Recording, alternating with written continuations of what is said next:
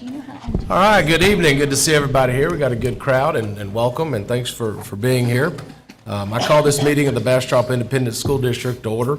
Let the record show that there's a quorum of board members present and that this meeting has been duly called and that a notice of this meeting has been posted in accordance with the Texas Opens Meetings Act, Texas Government Code, Chapter 551. This time, if you please rise for our pledges and a word of prayer. I pledge allegiance to the flag of the United States of America and to the republic for which it stands, one nation, under God, indivisible, with liberty and justice for all. Texas flag. Honor the Texas flag. I pledge allegiance to thee, Texas, one state, under God, one and indivisible. If you'd please remain standing, we have Reverend Matt Stone from Bastrop Calvary Episcopal Church will offer an opening prayer this evening. It is good to be with you all. Let us pray. Loving and living God, we give you thanks for the generations who will come after us. In them are the seeds of new life and a bright future. May our schools be filled with learning, curiosity, discovery, and wisdom. Inspire and energize our teachers to creatively hold forth what is good and what is true. Guide this Board of Trustees and the leaders of our schools to perceive what is right and give them both the courage to pursue it and the grace to accomplish it. That no matter our age, we may serve you faithfully in this generation. Amen. Amen. Thank you very much. All right, at this time, Superintendent Edwards, would you introduce our student speaker for this evening? Absolutely, that'd be my pleasure. Our student speaker on our character education trait for April is self-discipline, and I'd like to welcome Ana Paula Estrada Gonzalez to the microphone. This young lady is a third grade student at Bluebonnet Elementary School.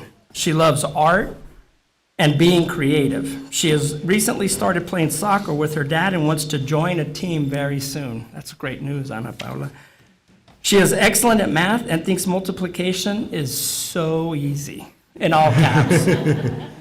She is a kind, hardworking student that is an example to her fellow classmates and a true treasure to Bluebonnet Elementary School. Thank you. Hi. Good evening, Bastrop School Board and Mr. Edwards. I am Ana Paula Estrada Gonzalez, and I am third grader at Bluebonnet Elementary. Self-discipline is the ability to pursue what you think is right, despite the temptation that make a bad choice look fun. As a kid, this is not always easy, but I want to be a good girl, not a bad girl. One time in class, some of the girls were arguing and saying bad things, and I knew my teacher would have been mad. Miss Mendez and Miss Aleman have taught me to be safe, respectful, and responsible. I stay away from the girls that were not being kind and keep doing my work because that was the right choice. I know that as I grow up, it will only get hard to demonstrate self-discipline, but I want to make my parents proud. And I know they are. Ana Paula, great job.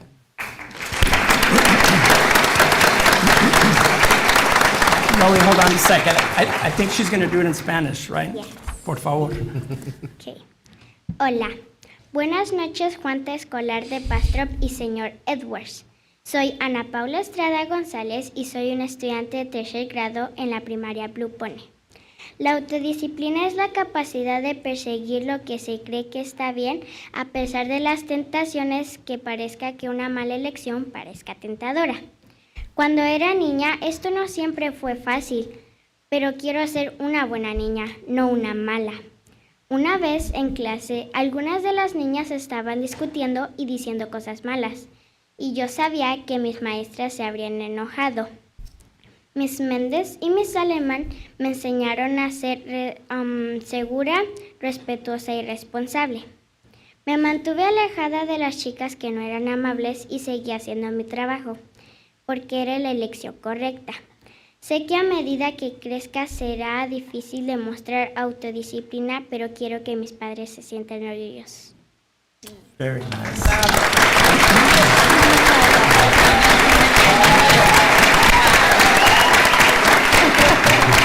Ana Paula, who's with you tonight? ¿Quién está con usted this evening? If they'll stand up, please. Parents, family, everybody, stand up and introduce them to us, okay?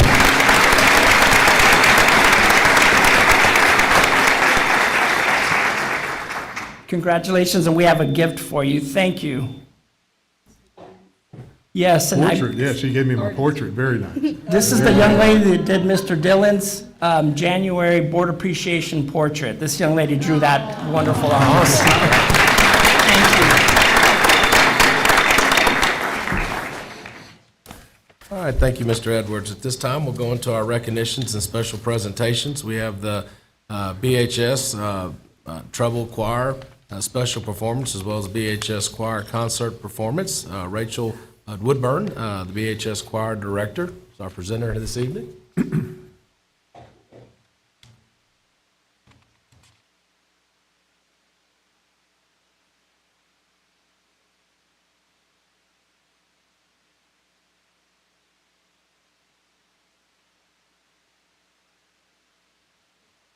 Okay, thank you, Jacob. While they're getting set up, Board, I wanted to let you know for the first time ever in Bastrop history, all of our choirs made first divisions of some part of their show, part of their performance at UIL Concert and Sight Reading Evaluation. That's both middle schools, both high schools. And for the first time that records show, this is the first time, I mean, I went back into the archives and couldn't find when Bastrop High School Choir made ones. They may have, but those archives are gone. But so this is one of the groups that did that, and we have a special performance for you.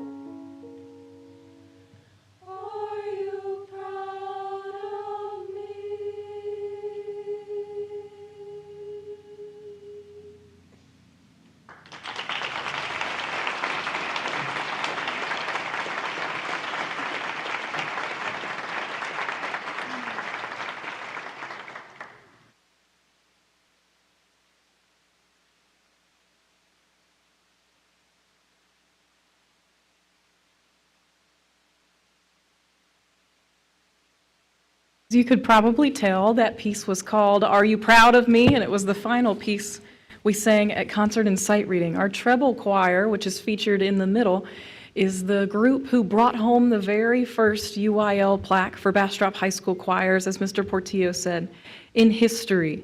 And I had the pleasure of coaching all of these girls. They are absolutely excellent. It's a select group. They had to audition to be in this group, and as you can tell, their hard work paid off. And we are incredibly proud of them. The mixed choir, as you can see on the outside, is also a group who brought home a plaque for the first time. And they have to do this by getting a score of composite 1, which means they have 3 judges. They can get 1, 1, 2, or 1s across the board. Last year, they brought home 2s across the board.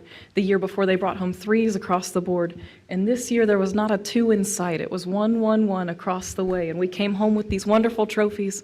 I have 2 seniors, Braden Beck and Wyatt Garcia here. They also made the Region Honor Choir. We have so many wonderful accomplishments our kids are coming home with that we should be proud of them. So that's why we ended with pieces like this. And we don't tell them enough that we're proud of them, so why not sing it? and tell them we're proud of them, because I know that I am, and I know Mr. Portillo is, and I'm sure you are. So thank you so much for your support. Thank you for always keeping fine arts paramount, because it translates in our students' performance and our students' successes. We're so thankful. Thank you so much for your time.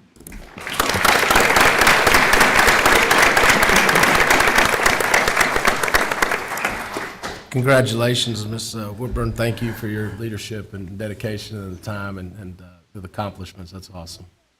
So, all right, moving along to our BHS choir concert performance, as well as our BHS band concert and sight reading. And might as well read all these. We're also going to go over our Cedar Creek Middle School choir concert performance, as well as our Cedar Creek Middle School band and concert sight reading, and Bastrop High School band concert and sight reading, and Cedar Creek High School choir concert and sight reading. Mr. Portillo, Director of Fine Arts. It's been a great month. Yes, we've been busy.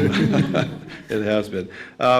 Next, I want to recognize the choir students and teachers at Bastrop Middle School. So I'm going to bring Ms. Stephanie Rodriguez and Mr. Juan Rangel to the podium, and they can talk to you about their success.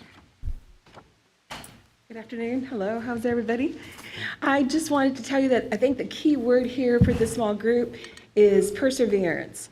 They started with no teacher, then they got one teacher, then they got two teachers. And so as we progressed through the year, they have just persevered and kind of moved on from, just the basics of learning, and then working very, very, very hard to achieve this goal. And so they made 3 ones on stage. And I told the kids, I said, the judges are not writing a whole lot on their sheet. And they said, well, how come? And I said, because it was that good. There's nothing to critique. It was beautiful. They said in short statements, I love this tone quality, all the things that we were trying to learn in class. So thank you for supporting the fine arts programs in our district. This is Juan Rangel. He was the first teacher last semester. And then, of course, my name is Stephanie Rodriguez, and I'm a returning retired teacher.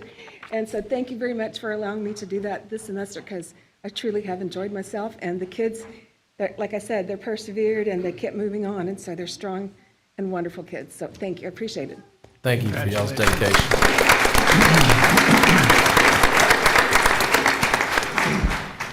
Next, I'd like to call on Ms. Katie Vukovic, the choir director at Cedar Creek Middle, to come to the podium.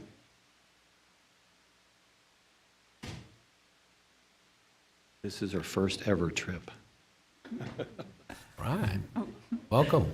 Hello. Thank you so much for allowing us to be here tonight and to share our success with the community. A lot of what fine arts is about is really helping us to connect with the community. So thank you for giving us that opportunity tonight.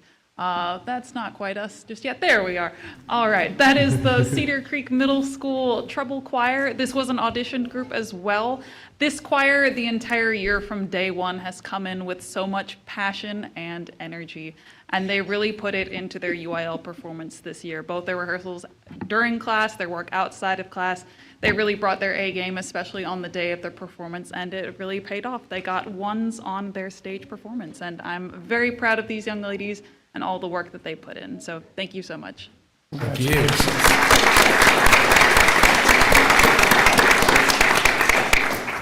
Next, we want to bring forward 2 band directors from Bastrop Middle School, Mr. Alex Ortega, Ms. Ana Sainz, to talk to you about their UIL successes.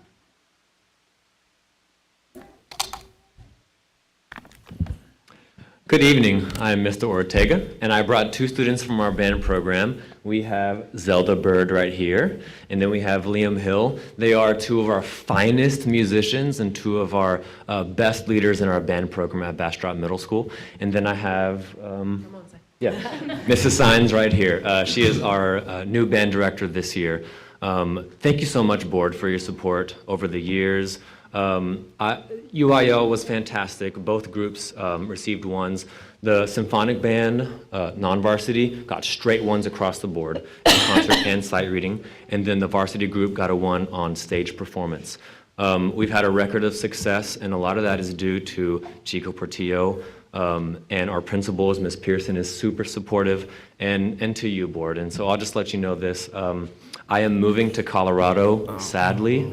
I am very excited, but it's bittersweet, and I could not have been happier and more successful without your support and Portillo and their principals over the years. The kids are what we do it for, but it definitely helps to have the support and with the jazz band and all that kind of stuff. So Bastrop is a great place to be, and although I'm sad to leave, I'm very excited to pass the torch for our new head band director next year, which is Anna Signs. And yeah, thank you again so much. We're proud of our kids.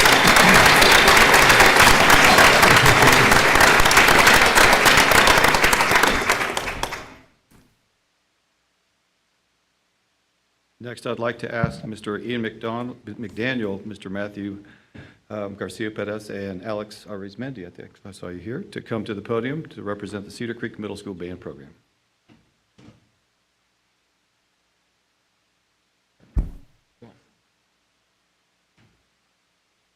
Good evening. My name is Ian McDaniel. I'm the head band director at Cedar Creek Middle School, and I just want to say thank you for taking your time to help support us, the fine arts, and the band. Mr. Arzmendi is staying behind me, and then Mr. Garcia Perez is the band director for the non-varsity group that went to contest, and so I'll let him talk a little bit about his kids and his band. So thank you for your time. All right, good evening, board. Again, I am Mr. Garcia. I am the assistant band director at Cedar Creek Middle School. I am joined by Mr. Ricardo Mateo and Ms. Sophie Godinez, both who are members of my band and who I see as representative leaders and some of the strongest players I have in my group. A little thing about our group is that this is the first time since the pandemic that our group has ever gone to sight reading, concert and sight reading. And so in 4 years, not only did they come back for the first time to come to this contest, but ended up getting a full sweep on stage and getting a 1-1-2, which earned on sight reading, which earned them this trophy. So again, I just wanted to take this minute to again say also, like my colleague said, thank you again for supporting our groups. Thank you also to our administration. I know I saw Ms. Adams in here also. Thank you. Thank you for supporting us, and thank you for just being our big help whenever we need it. So thank you. Awesome.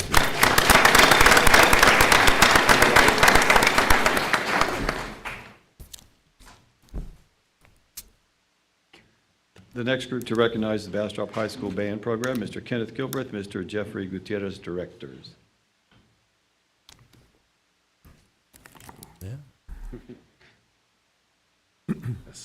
Hello, everyone. I just want to say a big thank you to everyone again for recognizing fine arts on a regular basis. I've always felt like Bastrop ISD supports fine arts, and it's very much appreciated. So this year you see 2 groups on there. We actually took 3 groups to contest, and our groups, they have to learn 3 pieces that are on the UI list, or 2 pieces that are on the UIL list, plus a march, and then they, of course, they have to sight read a piece that they've never seen before. And all those kind of things. And so this year, Mr. Gutierrez, his group, the symphonic band, earned a 1 on stage in concert and a 2 in sight reading this year. And then for the 7th year in a row, our varsity group earned the sweepstakes award by earning straight 1s in concert and sight reading this year, and so we've won this trophy. It's very nice, and so we're just very, very fortunate. I do want to say special thanks to our students who attend before and after school rehearsals and spend a lot of extra time outside of school preparing. This also recognizes the sweepstakes award is getting a 1 in marching, concert, and sight reading, and so so I have to say a special thanks to our parents, our private lesson teachers, our directors at the middle school who prepared them. And sometimes also assist us as well. Mr. Portillo, who isn't just a fine arts director who's working in the office, he's in our classrooms, he's clinicking our bands, really mentoring us and helping us every year. Our guest judges and clinicians that we bring in, and then Miss Gabriel, they had to move the SAT to after spring break, which was the day before our bottom 2 bands went to contest. And so she allowed us to move some things around with our rehearsals so we could still rehearse. And so we just really appreciate her support and our teachers who deal with our students being out of class from time to time for going to attend these events and everything. And so I just really, really appreciate Bastrop ISD and just all the folks who make what we do possible. And we weren't able to have some students here, but we have great students. We have about 45 to 50 students in each of our 3 ensembles. Wow. And so we're just really fortunate that they choose to participate. We know it's their choice on what activities they want to participate in, and so we're just very, very grateful. So thank you very much. Yeah.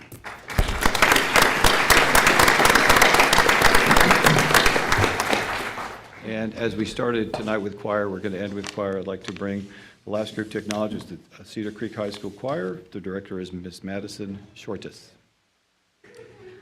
Hi there, board. I know you have heard it time and time again, but this is one of the best districts I could imagine working in as a music educator.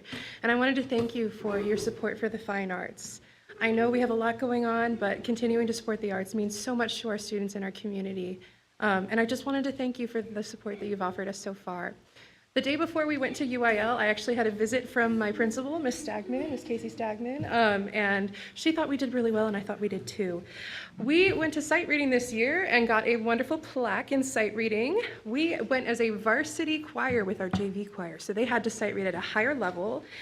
In fact, there was a bit of a mix-up in the room, and they accidentally read the 6A sight reading perfectly, and the judges went, "Oh, no, no, no, no, no, you're supposed to read the 5A," and they had to stop us, and we had to do it again, but they read the higher level one perfectly, and I just wanted to let you know that that's how great our students are. They went to that extra level of success, even in a stressful UIL situation.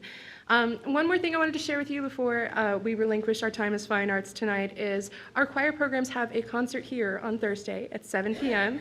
It is the Prism Starry Night Pop Show, so if you'd like to see what our choir programs can do with some pop music, come out and see it. It's going to be Thursday at 7 p.m. There will also be a show at 2 p.m. during the school day for our choir programs that are going to come watch if you are available.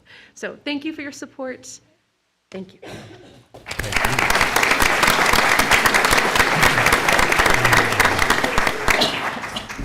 A lot of great things going on in fine arts. Good to see that. That's awesome. All right, moving along here to, we're going to recognize the Cedar Creek High School Robotics and State Semi finalists, as well as the Bastrop Area Livestock Show. Avery Maria, Career and Technology Education Coordinator. Welcome. Thank you very much. Thank you, Board, Mr. Edwards. We are excited to recognize several students this evening that participate in our CTE programs, and would like to thank the board again for all of the support that you all provide CTE on a daily basis. I'm going to introduce Mrs. Elizabeth Louie, who is our lead coach for our CCHS EagleBots robotics team, to share results from their latest competition. Hello, everybody. So just like Avery Barrera said, is we really appreciate the support from everyone in Bastrop ISD. My name is Elizabeth Louie, and I am the head robotics coach for Cedar Creek High School. And so we are very proud to let you know that one of our teams advanced to semi-regionals, and that is team 12-12-6, Athena. And tonight we have our other team, 13-3-29, and their name is Incognito. And they worked very hard to earn the bronze medal at UIL State this year. So I'm going to turn it over to their representative. Hello, my name is Alex. I am the mechanical designer of our team. There's our robot. All right, there. A demo, I love it. So everyone can't see it, but it looks cool, trust me. So we want to give big thanks to the board, of course, and CTE for supporting us, our robotics program. The companies like Accutronic, it's an aerospace defense company. Dovetail, it's a manufacturing company. They helped us a ton, actually. So an example of this is Accutronic with a lot of mentoring. And for example, like the aluminum side plates, the polycarbonate on the arm. Hopefully you know what that is. I didn't know before. So yeah, and Dovetail helped us with a lot of the manufacturing. So the water jetting, the 3D printing, a lot of that stuff, which we did not know how to do before. Yeah, so our team is comprised of me, mechanical designer, James Castle, Julian Llamas, Julian Lopez, Xavier Palmer, Jason Cordova, Oscar Osorio, and Jonathan Houston. So big shout out. I think that's about it. Yeah. Congratulations. I don't want to take too much time up.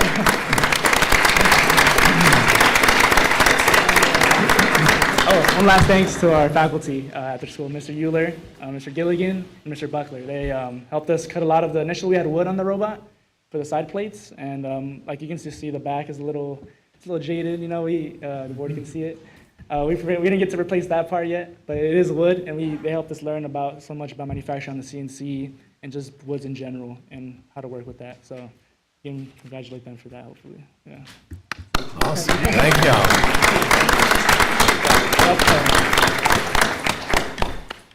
All right.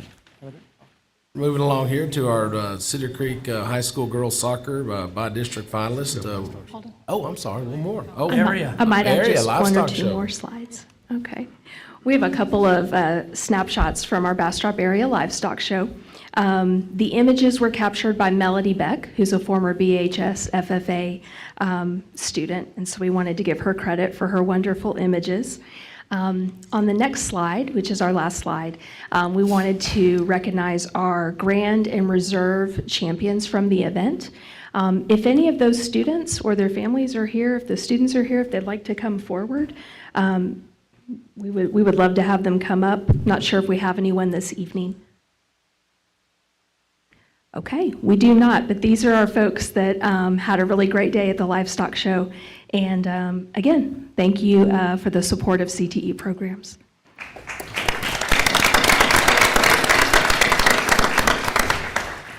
All right, moving along to our Cedar Creek High School girls soccer by district finalist, Elliot Allen, our Director of Athletics. Coach Allen, welcome. Welcome. Good evening, board, and Mr. Edwards. Appreciate the opportunity to be here to really showcase one of our programs. Our girls soccer program at Cedar Creek had a phenomenal year. They had some really big wins down the stretch in a very, very competitive district. So we're excited to maybe move out of that district into something a little bit better next year. But went to by district, probably as many goals as I've ever seen in a game. It was extremely exciting. So at this time, I want to introduce Kayla Daiba, our head coach, and she will talk a bit about our soccer program. All right. Hi, my name is Kayla Daiba, and I am the current head girls soccer coach at Cedar Creek High School.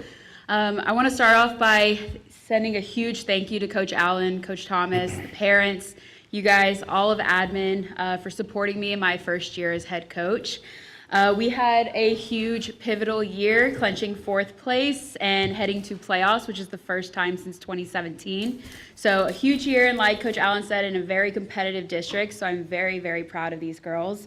I'd like to thank these girls for buying into the program and for supporting me and building a family within one another. I could not have done anything without them, and I can't wait to see what we do next year in our new district. Go Eagles!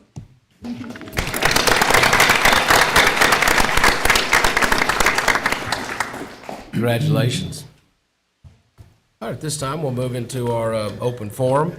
The board encourages comments from citizens of the district or from district employees. Anyone that has signed up and wishes to speak either as an individual or as a representative of a group may do so at this time. The board asks that comments pertain to public education. Remember that the board may not discuss or act upon any issues that are not posted on the agenda. If an issue mentioned is listed on tonight's agenda, the board will defer discussion of the issue until the appropriate time during the meeting. At no time will the board entertain questions from the audience and ask that all audience be respectful of other speakers and presenters. The board will not allow the use of any derogatory comments toward any individual staff member, teacher, or board members. The board has adopted a complaint policies that are designed to secure at the lowest administrative level a prompt and equitable resolution of complaints and concerns. Complaints brought by a student or parent may be heard in accordance with the policy FNG Legal or FNB Local. We allow 30 minutes for open forum, and we have 9 speakers signed up for this evening. Therefore, we will allow each speaker 3 minutes. All right, our first speaker here is Yadida Avila. There we go. You know, I practiced that 4 times, and I was, thank you for. Yadira. There we go, thank you. All right. Ladies and gentlemen of the school board, I stand before you today with deep gratitude on behalf of our students, our teachers, and our community to thank you for adopting the dual language program for our district. Every day, our students thrived in not only Spanish instruction, but English instruction as well. Seeing our pre-K students have full and rich conversations in both languages gives me great hope for the future of Bastrop. The greatest gift that we can give our students is the gift of biliteracy, because that will open so many opportunities, not only for them, but for us, for our community here. And you saw her. When the little girl came and spoke, it gave me chills. I was like, yay, because that's what we want for our students. That is the best gift that we can give them. I also want to thank our leaders, you guys, our superintendent, our multilingual department, Ms. Patricia Flores, who is a great leader. Without her vision, we wouldn't be here. Without your support, we wouldn't be here. Our kids are thriving so much. It's starting pre-KK first. This is next year, we're adding second grade, and we are so, so excited. The best thing to do after that, the next step, I'm going to give you a little bit of homework. Right now, we're doing one-way dual language, but think about this. How about two-way dual language, where monolingual students and bilingual students are there helping each other, learn each other's language, being part of the community, and that would be the best. That's my dream for Bastrop, and I think we can do it little by little, right? But that's for homework. So I thank you, and I am very proud to be part of this journey here in Bastrop ISD. Thank you so much. Thank you. Thank you.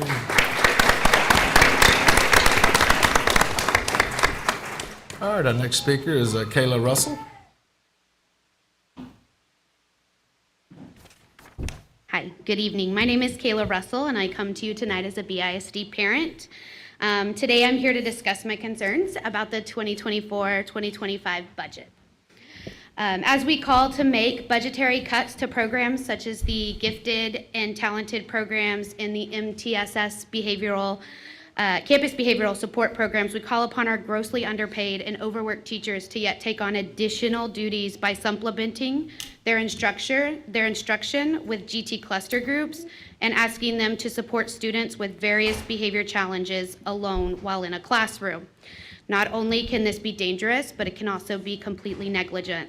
Just the other day, I sat and listened to one of my good friends, a 4th grade teacher here at Bastrop ISD, tell me about a student in their classroom who was flipping desks and throwing chairs. And it was with the support of the MTSS campus behavioral team that she was able to safely evacuate her students from the classroom while the team addressed the student and the behavior without any safety issues.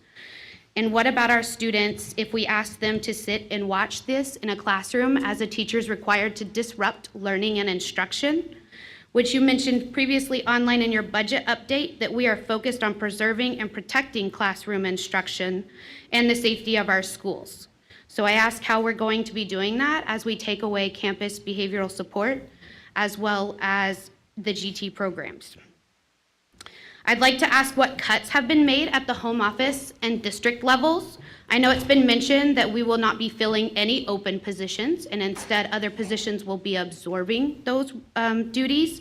However, I'd like to discuss, if possible, what duplicate or unnecessary roles do we house at our district level that can be consolidated into job duties and other job roles at that level. These positions are not frontline workers. They don't have a complete direct effect on our students. While I understand some of them are necessary, I feel that we've moved to cut more of our frontline workers who have immediate effect on our students' safety as well as their instruction and learning, rather than focusing on other programs. For instance, the district child care program that proves year in, year over to lose thousands of dollars. Basically, we're cutting programs that will help to prepare our students to be successful members of society and offering the bare minimum, which is against what the district stands for, the future. Thank you for your time.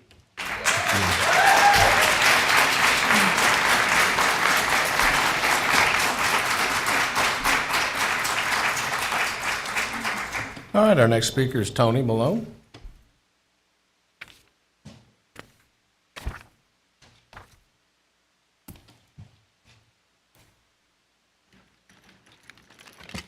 Hello.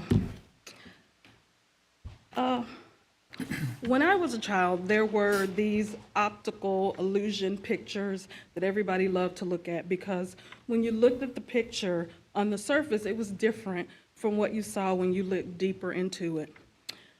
I was reminded of these pictures when I read the district's notifications to parents and teachers about budget cuts. These were beautifully crafted pieces of art, but if you look deeper, you can see the real picture. You see, these notifications stated that no budget cuts would be made from our campuses. This statement is true. No money will be taken from our campuses. However, let's look deeper at what is to be cut. MTSS is a program to help our students develop vital coping skills and assist our teachers in managing classroom behaviors before they become problematic. Early literacy intervention catches our kinder, first, and second graders and gives them extensive support before they fall behind. GT supports our children who have shown high propensity for mastering the curriculum and for higher levels of problem solving. Our circle social workers ensure that the needs of the whole child are met.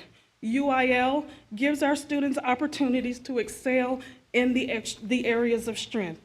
These responsibilities will no doubt fall on already overworked, overwhelmed classroom teachers.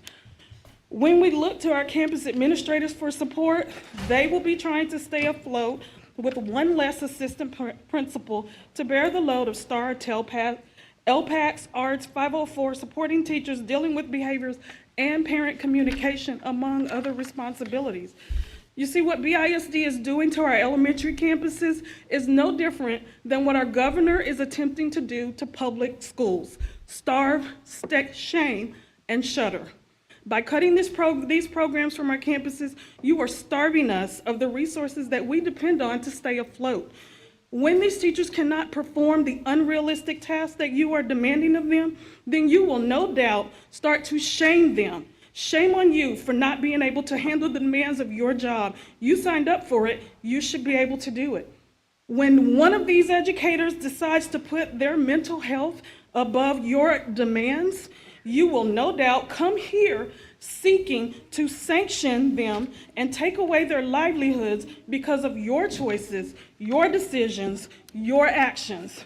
But I am here to tell you that we will be here to remind you every step of the way that we will not be quiet. When one of us is forced to the breaking point, we will stand together to point out your part in their plight. So we stand here today asking you to look again for other areas to cut that do not have a detrimental impact on our children, our teachers, and our classrooms.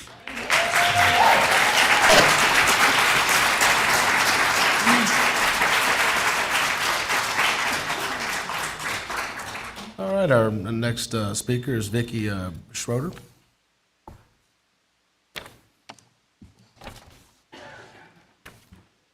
Good evening. My name is Vicki Schrader, and I am the gifted and talented teacher at MENA, where I currently provide GT services to 125 gifted learners in grades kindergarten through 5th grade. Our current GT program follows a project-based learning model where gifted learners learn about a variety of topics. These projects include guided instruction to build background knowledge, research, independent study, and a culminating product to showcase what was learned. It is important to note that our program is so much more than a project. Gifted learners do not always understand who they are and how to embrace their thinking differently.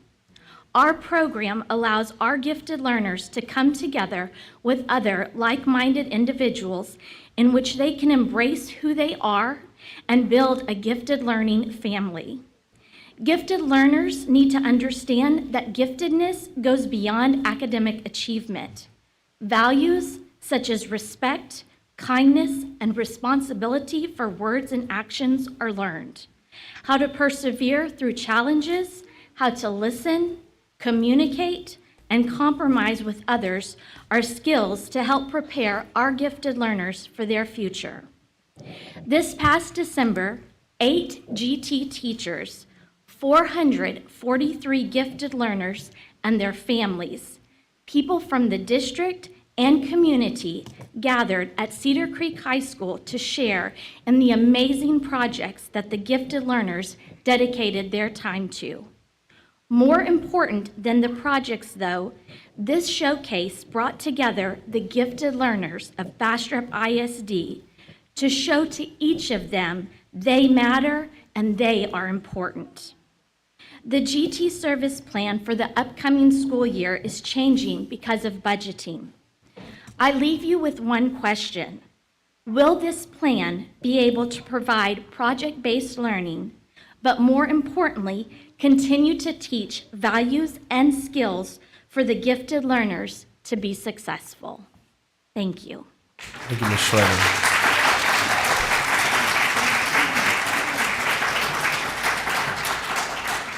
Our next speaker is Jennifer Bloom.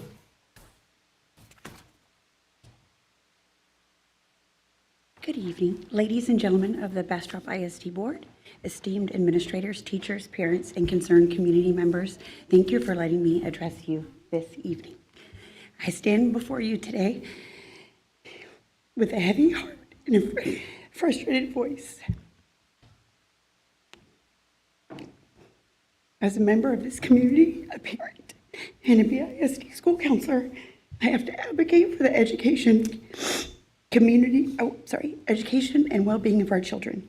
The recent decision to eliminate MTSS coaches, social workers, and GT specialists for the next school year will have devastating consequences for our students. The absence of our behavioral MTSS coach, Ms. Wright, leaves a gaping hole in our ability to address the diverse behavioral and emotional needs of our students. Every child faces challenges and obstacles on their educational journey, but for some, these challenges can be overwhelming. Ms. Wright provides essential guidance, support, and interventions to help our students develop the skills they need to navigate social interactions, manage their emotions, and succeed in school and beyond. Without this crucial support, students may find themselves adrift with their behavior and academic performance suffering as a result.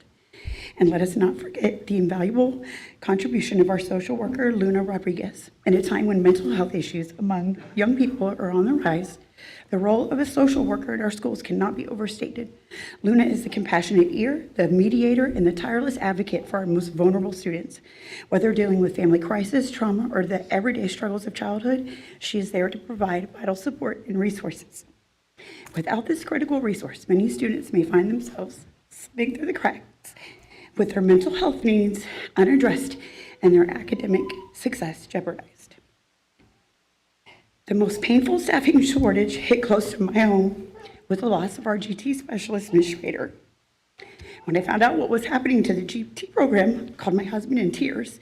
This will be a huge loss for our son, Landon. Ms. Schrader plays a crucial role, in identifying and nurturing our gifted students. She has given my son a safe space to be challenged, supported, and loves him for the unique, quirky, and different kid that he is. He has bloomed under her influence, and my husband and I are forever grateful for her. Her expertise and dedication ensures, that our students are challenged, engaged, and allows them to reach their full potential. Without this support, many gifted students, like my son, may struggle to find their place in the traditional classroom setting, leading to boredom, disengagement, and underachievement. I still don't know how I'm going to tell my son that. Thank you, Ms. Bloom. Oh, yes, sir. Okay, thank you. Sorry.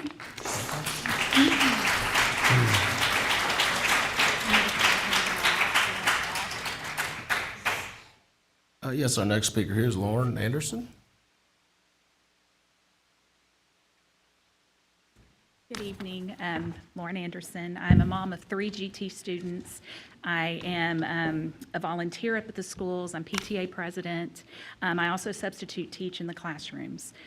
So I'm there a lot, seeing what's going on in these classrooms. And some of the things that they are referencing with MTSS support, it's a vital service. I mean, I've been substituting in a class before and had a child try to self-harm. And it was an awful, thankfully I had someone to call, but if I didn't, what would I do? And that's what we're asking our teachers to do if they don't have the support in place. I'm in the opinion that teachers and programs that directly address the social, emotional, and academic needs of the students should be the last things that we eliminate. I'm concerned that the programs eliminated for the next year are the very things that address these things for the gifted and those who struggle to adapt in the traditional classroom. GT, UIL, MTSS are all on the chopping block. How are these programs less important than the ones left behind? How are these child-facing positions less valuable than a back office job? What substantial cuts from the top positions at the administrative and the central office levels are being made for 24-25? These are all questions I think we all really want answers to. We received an email yesterday stating that cluster grouping of GT kids would be used next year. I'm not exactly sure how that's supposed to work when our current teachers can barely get through the curriculum that they have, and that is with breakout sessions for GT and having an MTSS support person on call. The district is asking teachers to perform miracles with less resources. Morale is going to suffer. The kids, they're going to suffer. There has to be a better solution. Something I would like to suggest before I close is that anyone who serves on a school board, go and substitute a class a few days. Experience firsthand what's going on in the classroom. Roll up your sleeves, be the boots on the ground. Walking the halls and shaking hands and, being happy and celebrating with teachers is great. But what they need is for true empathy and for everyone to understand what they're dealing with on a day-to-day basis. Thank you so much for your time.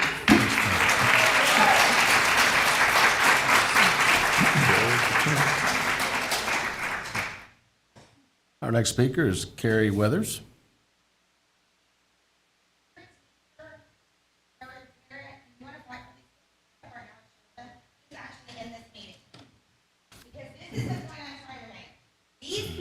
Right here. Okay, you can start my time. My name's Carrie Weathers. I am a second grade teacher. I've been teaching close to 18 years. I have taught in Houston at one of the largest, most multicultural school districts in America. It's called A-Leaf. If you don't know what that is, go visit. The signs are in 9 different languages. There are 900 kids at LPE. We do good to get through lunch on time. And when I found out that you're taking away my literacy coach because she's the only reason I'm still standing today, with the new curriculum that y'all gave us, chose for us, didn't ask us to look at it, chose for us, it handed it to my kids in second grade. I had 21 kids at the beginning of the year. I have 24 now. Over half of them couldn't read at the beginning of the year. And guess what? Over half of them still can't read because we're supposed to give them the exact same story as a regular ed kid, as a GT kid, period. But because of Kristen Smith, who served your district and killed herself for close to 20 years, because of her, as my literacy coach, we've survived. And I mean treading water. As a teacher who had a child last year in MTSS that threw desks, cussed children, kicked, fought, ran out of the classroom, ran down the hallway, exited onto the streets, I couldn't have handled that and my kids in my classroom and kept them safe without MTSS support. As a veteran who taught abroad for 6 years, I'm telling you something. You want to know why the world's passing up Texas kids? Because they don't test them. They don't shove curriculum down their throat that's not meeting their needs. They teach them how to present. They teach them how to work as team players. They teach them how to talk to their parents, and they teach them respect. When you pull out literacy coaches and you pull out MTSS and GT, you're pulling the rug out from under us. You might as well close our doors and let the kids do whatever the heck they want. Because I'm telling you, as somebody who always gets to discipline kids in 18 years of teaching, every year I get them because I discipline and I stay on them. and it's exhausting. But when a kid can't read, their behavior acts up. And when their behavior acts up, the teacher has to jump in. So every single day, my kids read the same quote. And I'm going to leave you on this little quote right here. And I make them read it. If you cannot write well, you cannot think well. If you cannot think well, others will do the thinking for you. Oscar Wilde said that a long time ago. And folks, we need to realize if we take out the foundation, when they get in middle school, you're going to have more trouble because they can't read. So, thank you.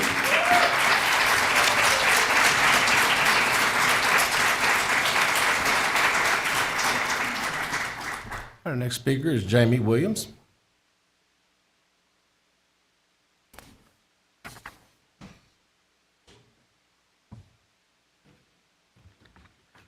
I spent a lot of time writing my notes, and I couldn't think of one thing I want to focus on, except for the fact, oh, sorry, I'm Jamie Williams. I've been teaching at Emile Elementary for 18 years, and I love my job. And I look forward to teaching forever. Like I told people before, I'm going to be buried in room 102 if you want to come see me.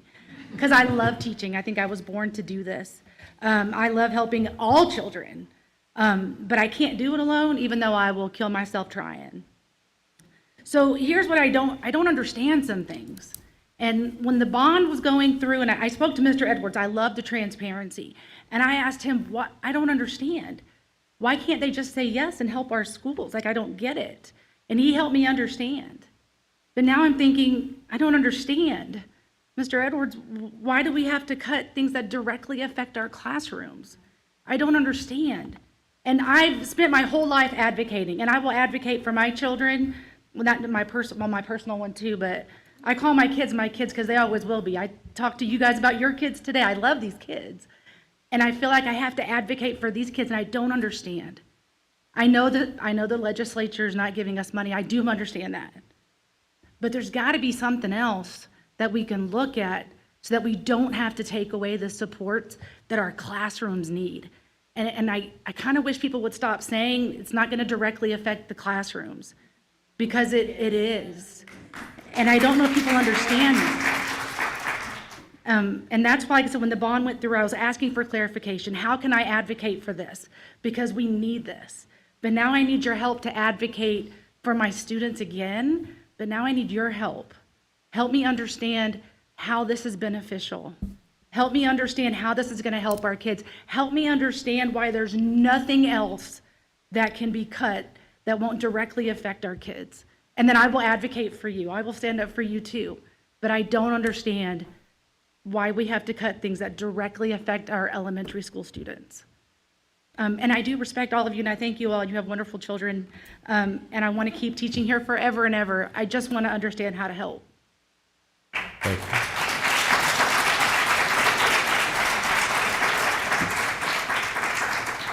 All right, our last speaker for this evening will be Heather Coleman.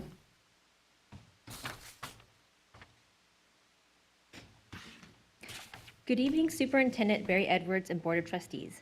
My name is Heather, and I currently have 2 elementary-age children in the BISD school district. I want to tell you a story about a little boy who is super smart, but since a young age has always had trouble with his emotions, especially those of frustration, confusion, or anger. He does his best when he is surrounded by people that know him and that he has learned to trust. He also does best when he's comfortable with his surroundings and routines. He started kindergarten 2 years ago, and we went on a roller coaster of ups and downs as both the staff got to know him with his emotional quirks and as he got to know his daily routines and surroundings. By the end of the year, he was surrounded by a team that understood him and was able to support him where needed, and both he and I were both able to trust. Then came the news that our neighborhood was going to be redistricted to a new school. I did everything I could to fight for that little boy and keep him with the people he then now trusted and was familiar with, but alas, we were denied 3 times.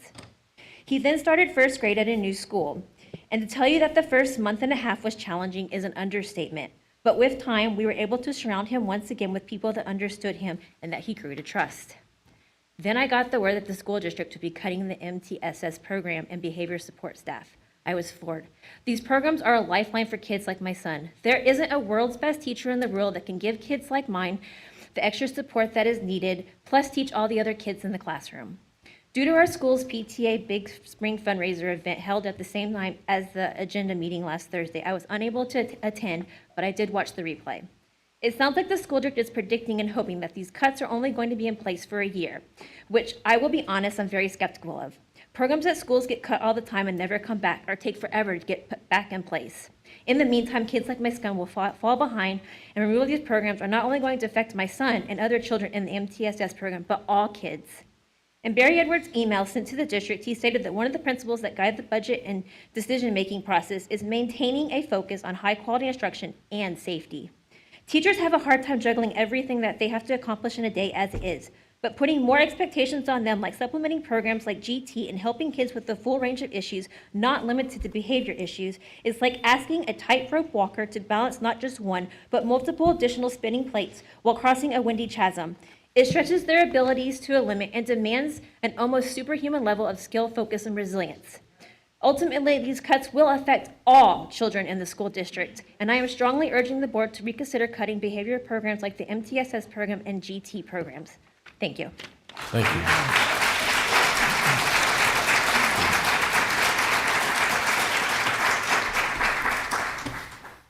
All right, that will conclude our open forum. That was all of our speakers there. I'll move along to our superintendent report, which we have a curriculum report on CTE and work-based learning. Amanda Brantley, our Director of College, Career, and Military Readiness. Ms. Brantley, good to see you. Good evening, members of the board and Mr. Edwards. Thank you for allowing me to talk to you about our CTE programs and our work-based learning this evening. These are programs that I think we're all incredibly proud of, and I love being able to talk to you about them. So what is CTE? It is career and technical education, and it prepares our youth for a wide range of in-demand, high-wage occupations while giving them rigorous and relevant course curriculum and experiences. So I'm not going to talk to you only about our classes tonight, but also the work-based learning experiences that are provided to our students. We have programs of study which encompass all of the career clusters that are nationally recognized within Bastrop ISD.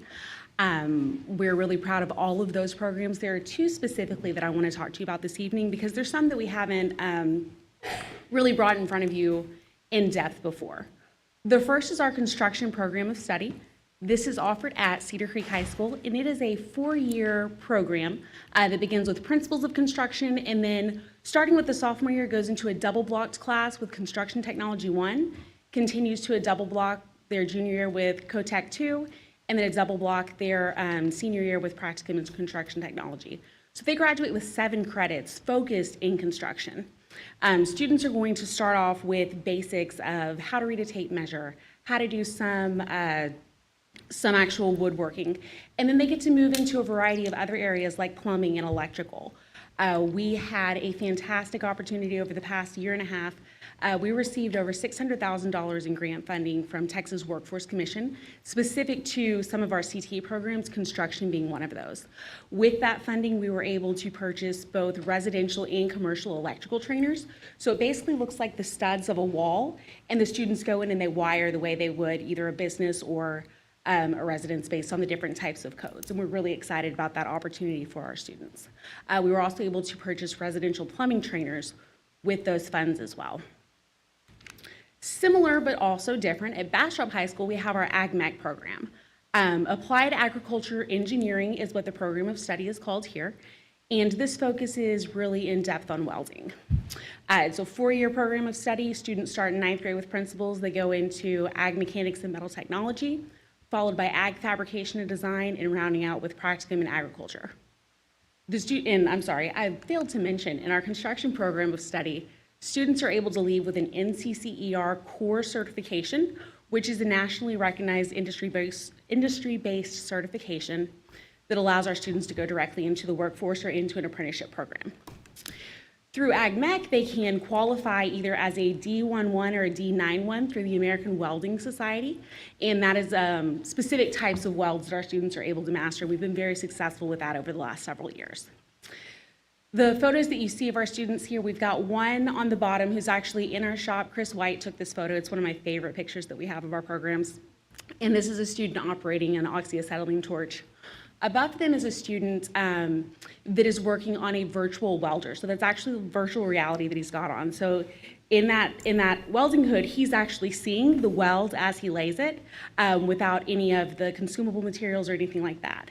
This is a piece of equipment owned by Local 286 Plumbers and Pipe Fitters, and they brought it out to our Youth Career Day several years in a row for our students to use. We offer dual credit in our CTE programs in 3 different areas. At Bastrop High School, we have automotive technology and pharmacy technician, and at Cedar Creek High School, we have advanced manufacturing. Automotive tech is part of the career academies through Austin Community College, and our students leave with a level 1 certificate.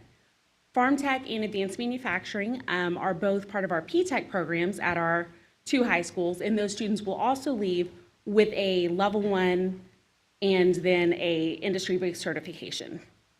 So our students are gaining anywhere from 18 to 21 credits at no cost to them through these programs. They can continue on to ACC if they'd like, or they are prepared to go directly into the workforce. We've got great partners that come along with all of these programs. So for pharmacy tech, we've got Ascension Seton. For manufacturing, you heard the robotics students mentioned earlier, both Dovetail and Accutronics. TCS Mechanical is also another big supporter there. For automotive technology, those students we've had intern at Sames Ford. We've had a few at Covert, and we're trying to get them in other dealerships across the area. Which leads us to the work-based learning component. So it's our goal that all of our students in career and technical education and even outside of CTE courses will have a work-based learning opportunity before they leave high school. We've got multiple different ways in which we achieve this, one being through our student internships. Over the past 4 years, we have been lucky to gain grant funding through the Texas Education Agency and the Texas Workforce Commission to offer our students paid internships in the community. While we're still waiting to hear about the TEA funding for this upcoming summer, we do know that we'll have some Texas Workforce Commission funding, and we look forward to working with students in that way. The neatest thing about this program to me is the way that we place our students. They're going to a high-quality placement in an area that they want to go into post-secondary. And we're finding a business is able to offer them that placement and also wants a student with specific skill sets that they've learned through their CTE courses. So it's not just a student taking any job during the summer, going in and filing papers or sweeping the floor. They're actually doing things that are going to lead them to success as they leave us in Bastrop ISD. Youth Career Day, Hiring Day is my favorite day in the whole year. It's like Christmas for me. So you see a few different pictures here. And again, these are all Chris White's pictures, and they're beautiful and amazing, except for the one that he's in up at the top. So we have a young alumni panel. So the picture to the left, you'll see 3 of our BHS alumni. Nia Fowler is actually one of our Bastrop High School teachers as well, so she's actually come back to the district. And they are all there to talk to the kids about their journey, their experience, how they got to where they were, and how a student might be able to emulate that pathway. We have different workshops that are available throughout Hiring Day. This year we had a fantastic financial planning through A+ Federal Credit Union. They came in, spoke to the kids about what it is to be an adult, how to be financially responsible, what it is that you need to pull together. We had resume writing from Rural Capital Area Workforce Solutions. We've had networking opportunities where we teach kids how to go up and shake hands, look somebody in the eye, get through all the things that help you to be successful as an adult. Norma Mercado came in with Bastrop County Cares this year with community resources shared with the students. Here's all the different things that you can do. Capital Idea was there. There were several other partners that were like, hey, this is what you can do when you leave. This is how you can find support to make your way into the world. We have a business expo hall where we have businesses who are looking for summer employees, for short-term employees, for long-term employees, and our students have the opportunity to actually interview on site, which you'll see in the bottom right is a student interviewing with a Tesla recruiter. Last summer, we started teacher externships. This was through funding by Rural Capital Area Workforce Solutions and Bastrop Chamber of Commerce. We had 9 different teachers that were able to go out into the community in the industry in which they actually teach and partner with someone to shadow them and get a really in-depth understanding of what it is that they do day in and day out. At the end of that 30-hour externship, they actually wrote lesson plans to integrate that to get it back to their students. Like, hey, this is what I saw, this is the real life that I experienced, and this is what you need to know. Then within the school year, we also have one-day unpaid shadowing opportunities for our teachers to go out into the industry. TSC Mechanical hosted, I think, about 15 teachers last February for us in that opportunity. So that's what we have been doing. Here are the things that we look forward to doing as we move forward. We've explored pre-apprenticeship opportunities with several different trade areas. So right now, the funding is not in place on either side, either to be able to support learners that are under 18 years of age, or for us to be able to push kids out for a full week, because we still have to teach them in high school, right? We've got to graduate them first. But that is something that we are very interested in doing. We hope to eventually bring apprenticeship programs into our high schools and be able to teach a certain number of hours and courses so they can enter into an apprenticeship on kind of a level 1B instead of level 1. We applied for and received a new regional program of study in electrical technology that is specific to the semiconductor industry, which is huge in Austin and the surrounding area. We look forward to strengthening our industry site visits and expanding our career-related opportunities K-12. We've had the opportunity to take some of our fourth graders to different sites. We've been to the Boring Company, we've been to Coda. We look forward to going to some other manufacturing sites as well, but letting our students all the way down to our little see what's out there for them. And I appreciate your time.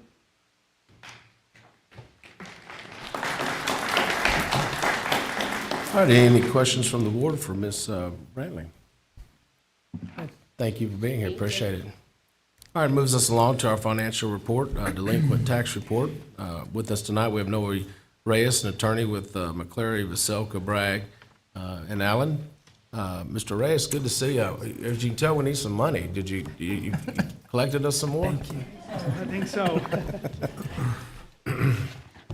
Good evening, Mr. President, Mr. Superintendent, and members of the board.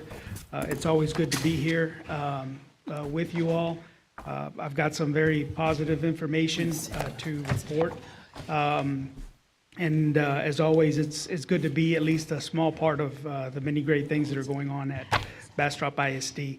I'm joined tonight by Tacy Zellhart, who is one of our attorneys, and she helps over at the tax office with the day-to-day issues over there. So we're grateful for her. And with that, I'll go ahead and get started. This won't take long, although I think you'll find it informative. And at any point, if you have any questions, please ask. If we can, let's start with page 3. There are several ways of measuring collections. We're going to look at a few of those. And like I said, we'll make it brief, but we will also be thorough. The first category we look at is what we call total revenue from tax collections. Okay, this is a combination of current year taxes plus delinquent taxes collected during the fiscal year for all tax years, plus penalties and interest as a percentage of your adjusted annual tax levy. We measure fiscal year collections with this. If you'll see now, why do we start with tax year 2022? Because 2023 tax year is still in the process of being collected, and we won't measure that until the end of the fiscal year. So we begin with tax year 2022, and fiscal year ending 6/30 of 23. We had an adjusted tax levy of $94,242,000. Total current and delinquent tax collections were $92,133,000. Penalties and interest collected was $1.230 million, and total revenue from tax collections was $93,364,000. That gave us a percentage of 99.07. We shoot for this number each year to be above 98%, which is a very high number. The Texas Education Agency requires this number to be 95% or above. And of course, every single year, Bastrop ISD exceeds it significantly. Now, if you look at 2021, there was 101.17%, and 2020, 101.53%, and 2019, 100.14%. Now, there's a small drop there, And why is that? Because less tax accounts were paid on time compared to the previous year. In other words, current tax year collections slowed down a little bit, probably because of inflation and a slowing economy. Still nothing to be alarmed about, but that's a reality. As a managing shareholder at the law firm, I review collections from our client school districts all across the state, and this trend is the exact same. Percentages are down 1% to 2%, and it's because not as many taxpayers were able to pay before the taxes were turned over for collections. But I don't think it's anything to be alarmed about. Collections are still very high, and I think they'll continue to be this way. Is there any questions about this figure? All right. If you'll go to page 4 with me. This is what we call cumulative tax collections. This is each individual year's tax levy collected over time. The longer a tax levy is collected, the higher the percentage. So for tax year 22, again, roughly $94 million. What's left uncollected at this point, as of 3/31/24, is 1.296. So 97.96 has been collected.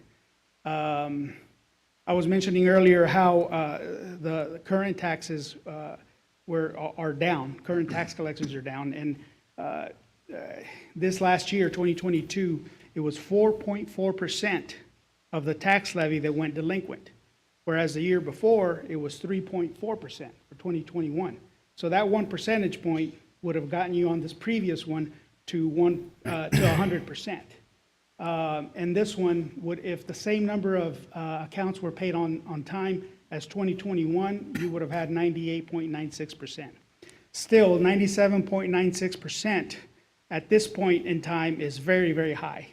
And as you can see over time, we collect pretty much 100% of each year's tax levy. So this is, again, just very, very high collection rates. Are there any questions about this? The next slide is found on page 5. Now, this is what my firm does. This is pure delinquent tax collections. When I mentioned that a lot more went delinquent for 2022 than the previous year, this is what I'm talking about. 2021, $2.378 million went delinquent. You look at 2022, $4.099 million went delinquent. So roughly $1.8 million went delinquent. And that's that 1% difference, 1 percentage point that I was referring to. Still, in roughly 9 months of activity, we've collected 53% of that 4.099 delinquency. The tax remaining due is $1.926 million. I shoot for that percentage to be between 50 and 60% the first 12 months, and I think we're a little bit ahead of schedule. We've got 53% in only 9 months of collections. Are there any questions about this particular figure? No, so Yeah. the money that's not collected, how does that impact our district? So are you talking about the money that's not collected during current year collections? In general, the money that is not collected from taxes, how does that impact? I mean, we have a huge budget crisis, so the money does that impact our budget, or how does that? So you usually collect 99 to 100% of the levy the first, during the fiscal year. Okay. And you normally budget less than 100%. It's probably, 95, 96% that you budget at. So it doesn't affect your ability to meet your obligations. Okay. Even in a year where we collected 99%, still doesn't affect your ability to meet your obligations. your delinquent taxes are very, even though they seem like large numbers, relatively speaking, and I'll talk about that here in just a second, it's just a very small portion of what we're talking about. So at least since I've been working for Bastrop ISD, I haven't seen collections affect your ability to meet your obligations. Okay. I don't think so. It's green, not the red. There you go. Percent even for collections. However, when it goes to penalty and interest, the interesting thing about the collections is it doesn't run through the template, so it's not equalized. It's free and clear. So the more we collect in penalty and interest, the better it is for the district because it doesn't run through the template, so it doesn't get equalized by the state aid. Okay. It's just, we get to keep it. In delinquent, if it's in the same year, it runs delinquent, they pay, the taxpayers would pay interest on that, but it's not considered penalty and interest, and it would still run through the template. So the more you collect in collections, your state aid would drop. But with penalty and interest, that's not the case. Okay. And one thing I think to remember too is that the money that the district imposes in taxes that gets collected, we don't keep it all. That's correct. Right? I mean, the state gets it and then redistributes it according Right. to And all we're the held to a districts. 2.5% property value increase. So they effectually will lower the tax rate so that we cannot collect additional. But when it goes to penalty and interest, this is what NOE does for us. Does not run through the template, and we just get to keep it outright. So. And just for your information, again, going back to one of the slides, 2022 penalty and interest collected was $1.230 million. So the penalties and interest are designed to help school districts exceed their budgeted amounts and in a way that doesn't hurt school districts. So, yeah. Thank you. Yep. I have one more thing to share with you here. And this is everything, this chart represents the full amount that is currently unpaid in taxes to Bastrop ISD. It's 4.170 million, which is of course a lot of money to all of us, right? But let's give this number some perspective. This number goes back delinquent as far back as 20 years because of what we call tax deferrals. A large portion of this 4.170 million is in tax deferrals, represented by the teal version there. Tax deferrals currently are about $1 million of that $4 million.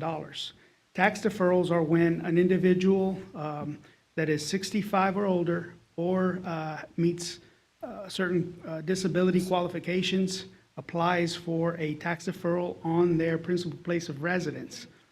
When that is granted, then collections completely stop. And sometimes those deferrals last 20 or 30 years. And that's why they're a little bit high, but there's really nothing that can be done until the tax deferral period is over. So roughly 25% of what remains unpaid is in tax deferrals that can't be collected. Now, again, to give this number perspective, this represents 20 years worth of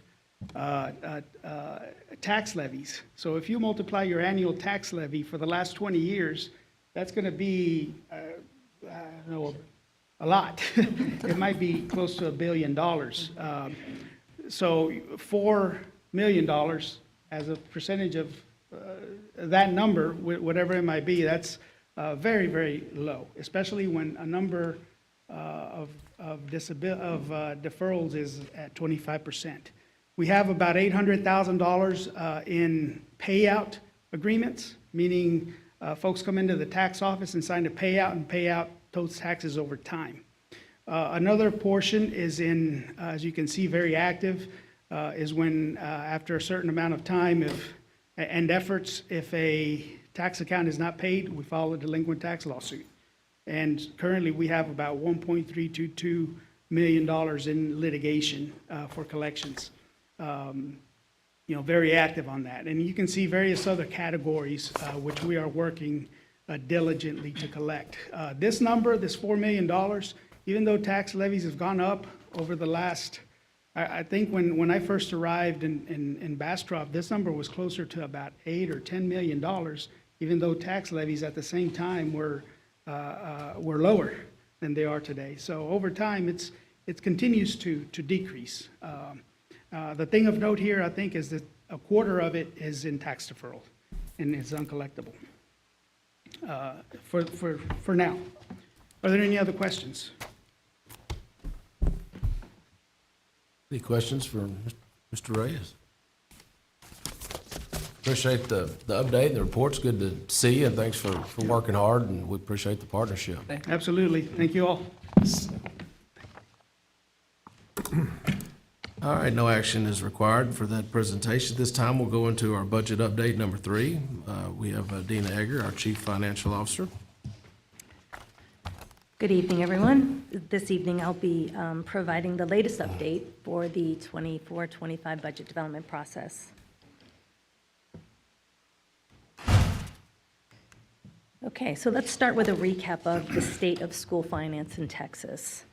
While our state boasts an estimated $20 billion budget surplus, the 88th legislature failed to pass a school finance bill, leaving school districts with the same funding levels that we had in 2019, while at the same time, we've all experienced record high inflation over the past 5 years. This, combined with federal COVID dollars expiring, federal Medicaid reimbursement losses of over $400,000 to the district, flawed funding formulas for socioeconomic students, and hold harmless formulas also flawed on the loss of frozen values. So all of this results in hundreds of thousands of dollars lost in revenue to the district. And on top of all of that, we were given directives on security mandates that were grossly underfunded. Ms. Egger, can you back up just a minute, please? Let's break that down, that last slide, if you don't mind, for me, just more simplistic understanding for the audience.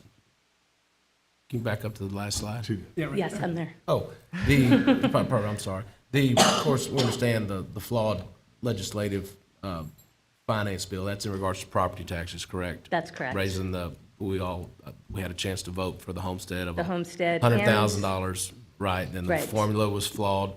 They're obviously trying to work through it, and they're saying maybe August, but that don't help us because we got to have a budget passed by June. Right, we're hopeful, but not really optimistic that they're going to come forward with a recalculation of that formula. So that is an interpretation of the law that was passed during the 88th, and Mike Morath, our Commissioner of Education, has the authority to interpret that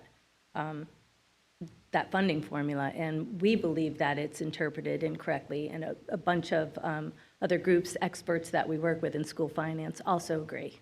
Yeah, and that's something that through the appraisal district locally, we filed an appeal, which starts that process and things like that. So those are things that we've been doing behind the scenes. This inflation exceeds 20% on the basic allotment. Can you break that down just for the audience, what that means? Sure. So our basic allotment had been static since 2019. We have the same exact funding formula, and the only way to get new revenue is to have enrollment increases. But with enrollment increases, we really get paid on attendance, so kids need to show up to school, and it's still not enough to cover all the teachers we need, right, to hire. Inflation has been 20% since that same time frame. So, I mean, it's when you combine the two, flat revenue and then inflation, all of our expenses are going up. Right, payroll, everything, right. Yeah, and all of our teachers' expenditures are going up as well. Right. So it's, it's a double whammy. And the ESSER funding expiring, these were grants that we got during COVID that we knew were 3-year grants. That's correct. And that the positions that we offered for those grants, they knew that those were 3-year grants, of course, hoping that we wouldn't be in the financial situation we are not today, in a recession, being able to continue that, but obviously with some of the other things on this page, we're in this $8 million Correct. shortfall. We were hopeful that we would receive new funding in this 88th legislative session, with the heels of the ESSER expiring. but it just didn't happen. And we have $3 million in payroll annually sitting in this ESSER grant.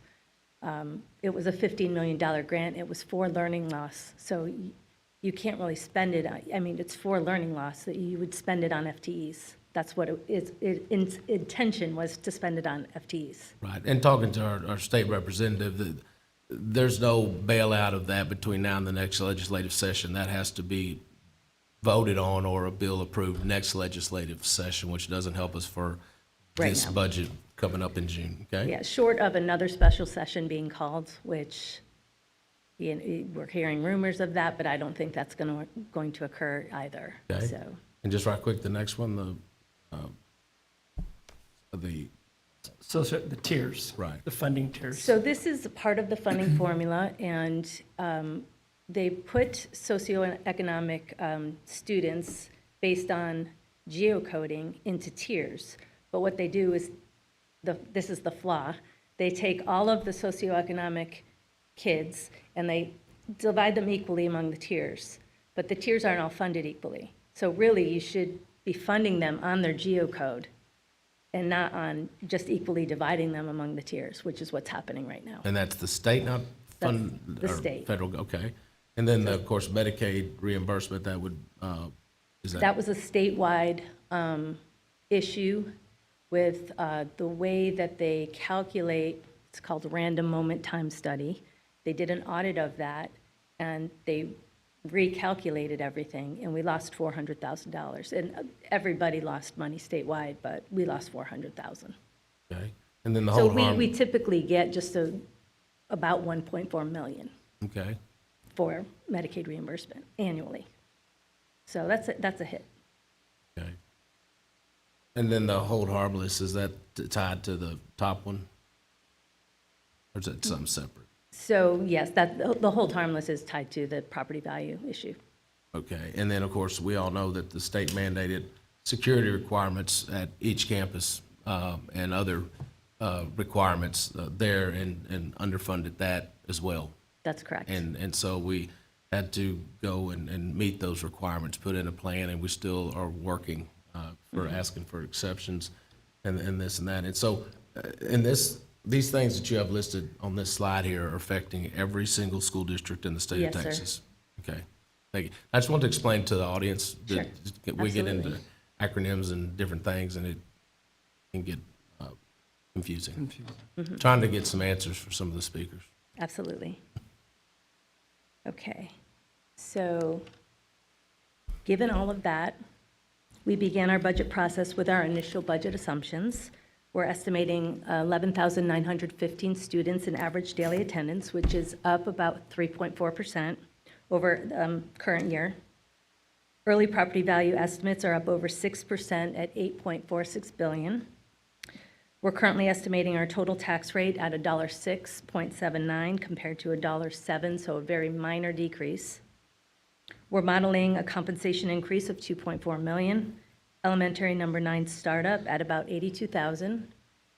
ESSER payroll absorptions and reassignments of about $1.2 million. And then we have 3 additional CTE positions in there for new middle school programming. So we're not making any major reductions to staffing, but rather filling vacancies and growth positions by reassigning existing ESSER-funded teachers and staff. Our efforts have remained totally committed to our teachers during this process. Okay, as we take a deeper dive into average daily attendance compared to other surrounding districts, you can see that in our pre-COVID years, our average attendance is lower than most districts, but this also has a direct correlation to our socioeconomic status, especially when looking at districts that have 70% or more economically disadvantaged students. But when comparing this year's attendance to date, we do outrank 4 districts, and if you look at only the second semester, we're outperforming 6 districts. And I will tell you, I just received the 5th 6 weeks attendance rates, and they're awesome. They've gone up, and they're pulling everything up, so it's good news. And this is something that was discussed the other night in depth about what other measures can we do from the classroom level, taking attendance to the attendance clerks, trying to make the adjustments, and then even looking at the eclipse day on Monday, we had elementary schools at 42%. That's correct. I mean, And it's we're just, filing a that waiver kills for us, that. and we lose money. And so that's what's tough. So we need to do a big push and try to make the proper changes to not only do things accurately, but to campaign and try to get the community behind the importance Absolutely. of being at school. So to put things in perspective, and I think this was in a communication that went out, if we were back at pre-COVID levels, that would mean $2 million to the district. So it's substantial. But the takeaway on this chart is that we're starting out with a disadvantage, but we're faring as well, if not better, than most districts that have a better advantage over us. Okay, our next chart is our tax rate history over 10 years. So as a reminder, as property values increase, the tax rate will continue to compress. So since tax year 2018, the district has lowered the tax rate by 37.3 cents while passing a bond election in 2021 and selling bonds, and then again in May of 2023. So moving into our current projections, we are forecasting revenues around $128 million. This includes tax collections and other local revenue, state aid, and then some federal revenue, which is mainly that Medicaid reimbursements that we just talked about. Our expenditures started out including all of the ESSER payroll, which is that $2.9 million, plus the additional payroll assumptions that we just discussed on the other slide. Our non-payroll is comprised of utilities, operations and maintenance, transportation, and all of the things that it takes to run the district. We assumed a 3.5 inflationary factor on the non-payroll items. So at the onset, we were starting with a deficit of almost $8 million. The non-payroll items, what would that be considered, non-payroll operations? So like utilities, transportation, operations and maintenance, since we've gone in-house now. Gotcha. All of those things. I think it's good to explain to the audience that's watching and that's possibly here. We really have two budgets: maintenance and operations, which we get those monies from property taxes. Correct. Correct. And then if the voters approve a bond, that's a separate tax that pays the debt on any new construction or things like that. But you can also see and pass slides to open up a new elementary. Okay, just this year is over $80,000. Right. Just to open it up, to get the principal hired, to get things going. And then when it does open up, then you have payroll and everything else. And so it's, there's been some folks go, man, building great schools, can't you cut back and shift it over to the classroom? You can't do it. The state does not And the allow you to overhead do on new that. campuses, right, you have, your principal, your APs, your counselors, your nurses, that's all extra times two. And none of that can be paid for out of interest and sinking. Right. I mean, and so. Yeah, that's all absorbed in this budget. Your general operating. And I think budget. it's important that the public know that we opened 2 new elementaries recently, and the plan was that they voted for 2 more. Okay, but we're Correct. going to stagger them a year apart to help offset some of the expenses for these budgets with the adjustments that we got to make. Right, and that's a blessing. Mm-hmm. Yeah. Okay. So as our work began to balance the budget, we did start with these guiding principles to first align decisions with our mission, vision, and goals, to prioritize classroom with teaching and learning, engage stakeholders with recommendations, limit non-essential hiring and new initiatives, remain compliant with state and federal mandates, and sharing and communicating adjustments while focusing on high-quality instruction. So this next slide itemizes our reduction and efficiency plan as of last week. We have asked departments to reduce their budgets by 15%. We have not reduced campus budgets.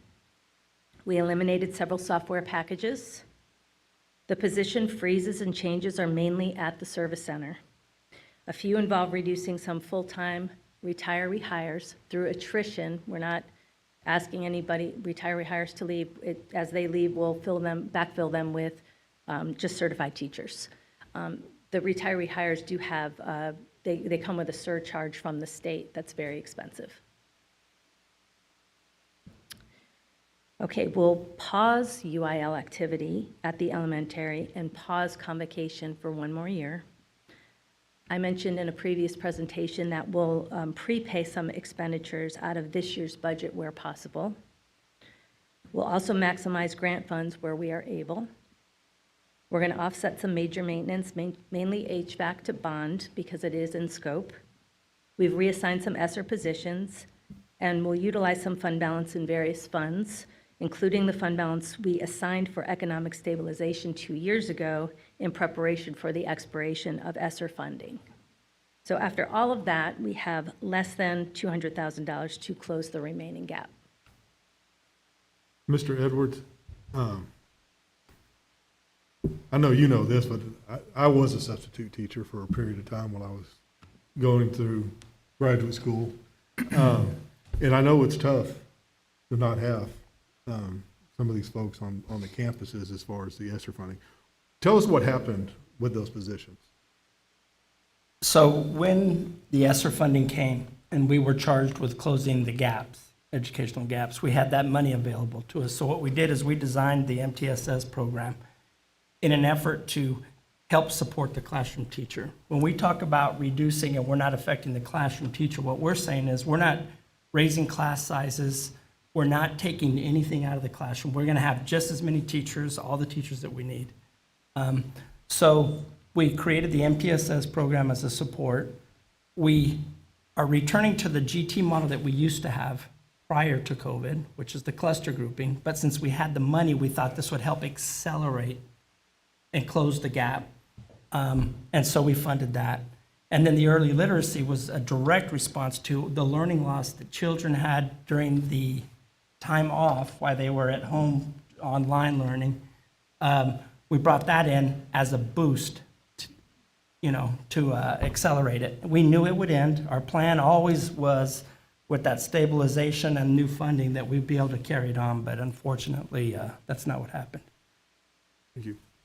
And I know that this board has challenged Mr. Edwards and his team to review every single thing that's out there and possibly give us some options of not filling some key positions, even a cabinet position, even some assistance positions, anything we can, any type of programs that we have that aren't effective, if we can't get out of them, if we're not in a multi-year contract with them, anything that we can eliminate, okay? And this is something that happened in 2012, and it was tough. It looked a little different, but it was tough. And so, and we're also talking, I know Mr. Edwards does it through Region 13, and I do it through some other colleagues with other districts. What creative things are they doing? Or just any ideas. So we're trying to exhaust all resources. This budget update is number 3. You said we have how many, Ms. Egger? So we'll have one more budget update and then the budget adoption. Okay, and that'll be in June. And we're pushing that off to the latest we can. We are. If we push it off any further, payroll stops, when nobody wants that. So anyways, but, and we appreciate the feedback, any comments, any ideas, please shoot a email to Mr. Edwards, ask questions, please. Okay, so our next steps involve continuation of reassignments and filling vacant positions. I will say all 26 ESSER-funded positions have been filled. They've found a seat in this budget. So that they're all situated. We'll monitor any funding formula changes through the finance template for potential revenue updates. Again, we're hopeful, but we're not optimistic, but we're hopeful that a change will be made.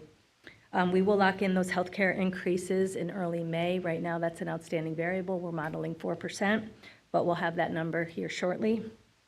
And then we'll look for additional efficiencies in revenue sources. Finally, we'll analyze enrollment and registration numbers throughout the summer because that does have an impact on funding. So looking at the timeline, we'll receive those official preliminary certified values from the appraisal district at the end of this month. We'll present our proposed budget to the board in May at that 4th update. We'll publish our required notice in the Bastrop Advertiser the weekend of June 1st, and then we'll hold that public hearing for the budget adoption on June 18th. After that, we then get our updated property values from BCAD on July 25th, which then determines our tax rate. We'll present that to the board in August, and then we'll hold the tax rate hearing and adoption in September. And with that, I am happy to answer any questions. Any questions from Ms. Yeah, Hager? one question. On that last slide, you said, can you go back to that last one with the calendar stuff? Yeah. It says August 5th, the compressed tax rate. On the slide here, I guess it was the 5th slide, you had the total tax rate over the last 10 years. Because this is a question that I've gotten, and you had 1.070. That was what we agreed to. There it is. Thank you. Yeah, the second to the right there, 1.0. But then you have 1.068. So I guess the question has been brought up is, why are we lowering the total tax rate if we have less money to deal with? If that makes sense. Well, that is due to tax compression. That's the compression that you keep mentioning. Correct. Yeah. So we are only allowed to grow by 2.5%. So what happens is they compress the tax rate to effectuate 2.5%, because that is the maximum we can grow. So they dictate our tax rate. They do. So then why do we adopt it? They tell us what to do. So you're saying, in plain terms, they tell us what to do and we say, okay. Yeah. And there's very strict rules around tax Yeah. rate adoption as well, so it's very particular. As I well mean, as you all budget know, we adoption. could go to the voters and ask for pennies for increases, but again, Right. that's not much control for us. Yeah. That makes sense. Yeah. But this 1.0, and I assume that's what you think the number's going to be. That's why you threw it up there. That's what we think it's going to be. In the template, short of any, again, formula changes, that's what it looks like it's going to be. But once we get that final property value number, so if that number does increase for some reason, which usually it doesn't, usually goes down because of the protests, if it does go up, then that tax rate will come back down. We'll compress further. Dr. Mitch, you can add that to the list of safety and security that we're told about, and masks and everything else that, Yeah. right, that's, Required, yeah. yes. And the thing with this compression, it goes back to that hold harmless question that you were bringing up in the first slide. Ideally and technically, as that compresses, they're supposed to hold you harmless. So technically, the state aid, the money should come up to keep us whole, but that, we just continue to slide back. It never quite, that's what this notion about the funding formula being flawed. The way it's being interpreted, we are losing money again. And that's, honestly, that's the frustrating part about it. It's, as much as we teach and talk about it to our constituents, it's just a complicated process. It is. So, but thank you for the questions. And the protest that we do have before us will assist if we prevail. If it comes through. Yeah. But we can't bank on it at this point. We got to wait. No. All right. Any other questions for Ms. Egger? I don't have any questions, Dina, but thank you very much for your presentation. I do want to express that, at least on my behalf, I'm very, very upset about this. And I have a social worker who's sitting at the back of the room over there, and it is very frustrating to me. And this is not directed at you, but our elected officials at the state level. These kids need these services, and I am painfully aware of that. I think I and probably everyone on this at this table has subbed, taught, been in schools. I work with kids every week on behavior, and it's very frustrating to me. It's a slap in the face. So I just wanted to thank you for put that on the record. And Ms. Bruce, I think you speak for the board with those frustrations and understand. And Ms. Hager, thank you for your team and what you do. I know this is not fun times, And I know that you are sacrificing as well. You haven't replaced a position in your department. That's correct. And for some time now and don't plan to, so you're definitely walking the walk as well. So thank you. Thank you. Please pass it on to your team as well. Thank you. All right, moving along here to Human Resources and Student Services report, as well as operations report. And the Police Department report are going to be for information only. And now we move into our Deputy Superintendent report, which is Spring 2024 Demographics Report. Rocky Gardner. We have Ryan Gardner with, Rocky Gardner, Zona. You told me the other name. Yeah. There you go. Zone Education. Come on up. Good to see you again. Good evening, members of the board. Mr. Edwards, pleasure to be back in Bastrop. This is our spring report, so keep in mind, we do 2 reports each year for Bastrop, so this is a spring report based on research that kind of happened during the first quarter, okay? I guess I can, yep, there we go. First of all, just talking about local economic conditions, this chart has looked very similar because you guys have had unemployment rates below 4% since like May of 2021, so things have just been pretty steady. In the economic realm, full employment is considered 5%, and so we've been well below that in Texas, which generally attracts employers. So that's kind of what we're trying to do.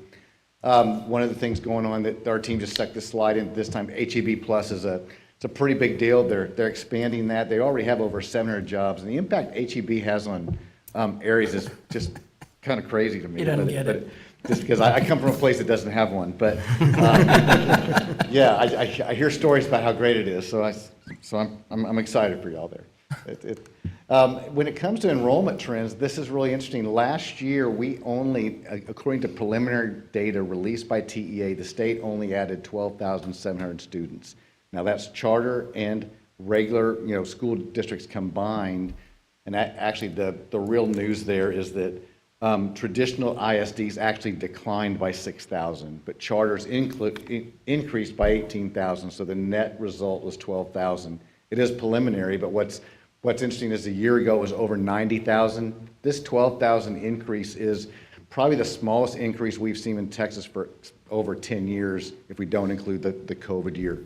So it's a significant number there to kind of keep an eye on that what's happening there. Within Bastrop ISD, the enrollment grew here by about 17% over the last 5 years, 4% last year. So Bastrop has been a district that's seen strong increases moving forward. If you see a few of these on here that are in that gold color, these are districts that continue to lose enrollment, or the lighter color have very little enrollment increases over the last few years. In Austin, even though housing was down by almost 30% year over year, they're still the top 6 market in the United States. So Texas has some of the hottest housing markets in the United States, but Austin numbers are down to just over 15,000 now. We see that trend hopefully beginning to change a little bit, but we're going to see what happens this summer. This is a chart with a lot of stuff on it, and I realize this. This is data compiled by the Census Bureau using the American Community Survey, which is their survey that they take over a 3-year period, and they use 3.5 million persons. What I want you to take away from this is your MZ and A down there, your millennials, your Generation Zs. That just tells you the youth of your district. That 23.1% millennials. Those are where most of the parents of your students fall right now, that 46 to I think it's about 24 age group. That's kind of where that's going to come from. Your baby boomers are dwindling, so like over 60% of your population, or pretty close to that, is now younger. We do have it's showing a median home value of $230,000. I think that's just seems a little low to me. Good luck trying to find that. I think what we're seeing, but again, the survey results have a little bit of margin of error there. We have to keep in mind. In Austin, we talk about new home starts and closings. That purple line are starts, and you can see back in 2020, that fourth quarter of 2020, when starts and closings began to separate drastically. That's when interest rates started to kind of shift a little bit, and we saw starts people were getting way out in front of themselves. Builders are getting out in front of themselves. Interest rates began to decline. There was challenges with getting product, with getting labor.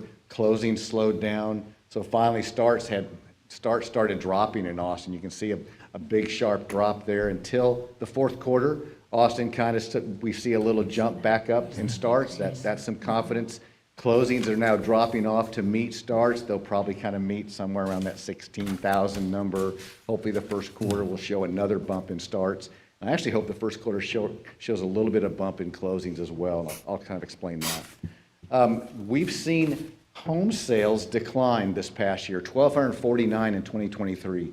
We collect this data based on deed transactions. So these are homes that are existing and new homes, and you can see the drop off there. And I think a big part of this is a combination of your high interest rates. You know, interest rates go from 3 to 7%. That payment becomes kind of impossible for a lot of families in the price point that we see in Bastrop a lot.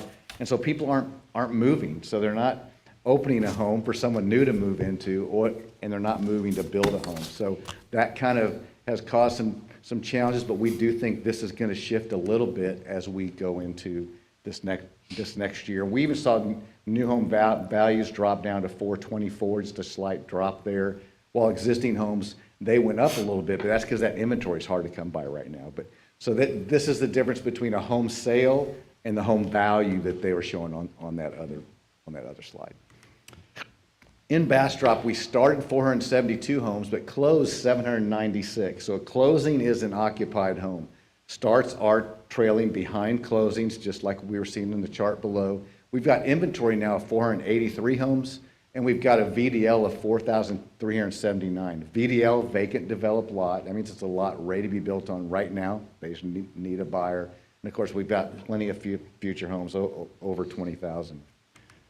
If we look at it by campus, by elementary zone here, where you see colors, where you have the most activity, those yellow and green colors are where we see the highest number of activity. What I want to focus on here is that inventory number once again. 483 inventory represents homes that are either under construction, which you see 223 there, or finished but vacant. So if you look at the math between there, that's showing we've got about 260 homes at the end of the fourth quarter that were finished but vacant. Now, the hope is that we have a really high first quarter closing number that comes in here in about that. The first quarter ended at the end of March, and we get that data in about 2 weeks. And I'll certainly touch base. But my hope is that we see a high closing number again in the second quarter, and the first quarter and second quarter, that gets you back on trend for where we stay right at that 700 closings, because that's kind of what I'm counting on with my enrollment forecast, is that 700 number, getting back to that. If we look at where some of this development is happening, you can see the green areas represent where there's active home building going on right now. There's 54 active subdivisions that we're tracking. We got 40 future subdivisions. Now those could be the yellow ones there, plus future phases of existing active developments. And that's what, when you look at where we see groundwork underway, the red, that's 770 lots that are being developed right now that are going to transition from future to vacant developed lots. And I think that shows a little bit of confidence that our developers are having now going into the summer period. A couple of these developments, Los Milagros, you can see here, they've got 119 vacant developed lots. Only one was under construction at the end of the fourth quarter, but they're finishing out they're going to have a lot of home building, I think, come this spring. That yield of 0.64, that's that yield that we see in Bastrop, that 0.6. Keep in mind, that's like 6 students for every 10 homes. So that's pretty strong and pretty high yield. We don't see a yield getting much above 0.5 very often anymore. New Creek's a new one that we've been, that kind of a pun there. Oh, sorry, whatever I said. Never mind. New Creek they've started groundwork on part of this. It's going to be an interesting product. I'm really not sure what to think about it. It's a combination of rental units. It says that they're going to have homeowners from 150,000 to over 1 million. I'm not sure how that's going to. And the product, the way they're going to build it's going to be interesting too. It almost to me looks like a little mini Lego land, the way they'll put those together. So I think it could yield quite a few students just because of the price points. It all depends on what that's going to look like. So that's one that we're going to really keep an eye on. And it's split between 2 zones there. You can see that we've got a little bit there in two different zones. But most of that construction's happening there in the Camino Real zone. Bastrop 75, they got groundwork underway now on Valverde, so that's phase 1 and 2. D.R. Horton, once D.R. Horton gets rolling, they're going to build those really fast, I think. I think those will go quick. The multifamily, the Bastrop 75, this is a multi-use development. I don't think it'll yield a lot of students. That's going to be kind of a high-end apartment. But we will see that. And you can see they got some construction going on back in January. And multifamily, talking about a little bit about multifamily, the occupancy rates in multifamily have dipped significantly now in Austin. So not only are we challenged in the Austin area with single family, but now you got occupancy rates below 85%. They were well over 90% just 2 years ago, well, actually like 18 months ago. They have added that we've absorbed 4,600, so now they got more units being absorbed. But if you read most local things, apartments are really being challenged right now in apartments, and you can see the rent rates are also declining as well. So they think there could be as many as 10,000 less units built in Texas next year just because of a little bit of a pause going on, not just in the Austin area, but in Texas. Here's just a slide of, we have 990 multifamily units under construction right now. That's the purple stuff you see there. We do have about 1,500 futures. They're in various stages of planning. And I will say that my research analyst did speak with the city manager, so we kind of are trying to stay in contact there so we know when things begin to happen. And they had a call too just a couple weeks ago, so we can be as fresh as possible. And you can see here the yields, the overall yield 0.25. That's a really pretty common yield for apartments. They're actually declining. A lot of new apartments now do not have as many 2 bedrooms as they used to and 3 bedrooms. There's a lot more 1-bedroom units, which are not going to yield as many students. So with that, we talked a little bit about the projections. I'm forecasting the kindergarten class next year to increase to 869 students. This is a pretty significant increase, but keep in mind, we're tracking births, and that birth rate number there at 652 in 2019, you can see that increase to as much as 841 by 2022. We track birth rates at the zip code level. So zip codes don't exactly fit Bastrop, but we use them as best we can. And then we look at that ratio, and your ratio is going to stay well above 1 because of all the new housing. So majority of your kindergarten students probably were not born in Bastrop. But you're going to see more and more of that with the increased housing. So with that, I'm forecasting almost 500 student growth next year again. And we're staying right around that 500, maybe a little lower. It's really, we're going to be watching kindergarten to see if that plays through. And then within about 3 years, I think you're really going to see some bumps. We're going to see things getting back to 600 or 700 student growth pretty steadily. As keep in mind, we've got 25,000 homes still to build out there when you combine the VDL. So we do have strong growth coming. You're going to be almost 20,000 students within 10 years. We look at this chart by campus. I realize there's a lot of color there. The yellow means they exceed their capacity with portables. Green means they exceed the capacity without portables. But you can see there that we're slowly going to be removing a lot of that color, I think, in the next few years with some of the campuses that'll open as we move forward. It's very tight. You can see that we got 6,000 capacity, 6,600 with portables, and we're going to be at 6,600 students pretty close by 25, 26, 26, 27, that growth there. So again, strong growth. We're seeing, home sales were down a little bit due to inflation costs, but we think with the development, the groundwork underway right now, I think you're probably still going to have a pretty good closing year. Now, next year, if these starts don't, continue at that pace, is right now it's that inventory that's going to bring in that number, right? If for some reason, because our starts are a couple hundred behind closings annually, if those don't pick up a little bit going into the summer, then the 25, 26 school year is one that I would probably be a little bit conservative on. That I'm happy to take questions. It's always a pleasure to be back in town. Any questions for Mr. Gardner? A lot of information. We appreciate you staying on top of it for us and updating us and pleasure. Go find us some money. I hate following all that. Yes, right? I'm bringing more challenges, right? But, that's right. Well, thank you. Appreciate your services. Thank you, Rocky. All right, moving along to the consent agenda. Would any board member like to pull any of the consent agenda items for discussion? If not, I'll entertain a motion to approve the consent agenda items as presented. So moved. We have a motion and a second. All in favor say aye. Aye. Any opposed? Motion carries.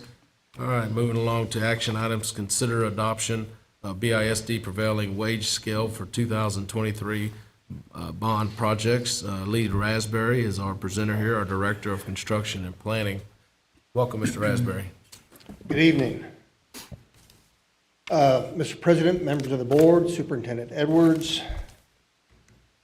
In accordance with Texas Government Code Chapter 2258, prevailing wage rates, Bastrop ISD conducted a survey of current wages on projects of similar character and within the political subdivision of the state in which the public work is to be performed. This, again, is in accordance with the current law. The entities that we surveyed, Austin Round Rock MSA, which consists of Bastrop County, Caldwell, Hayes, Travis, and Williamson.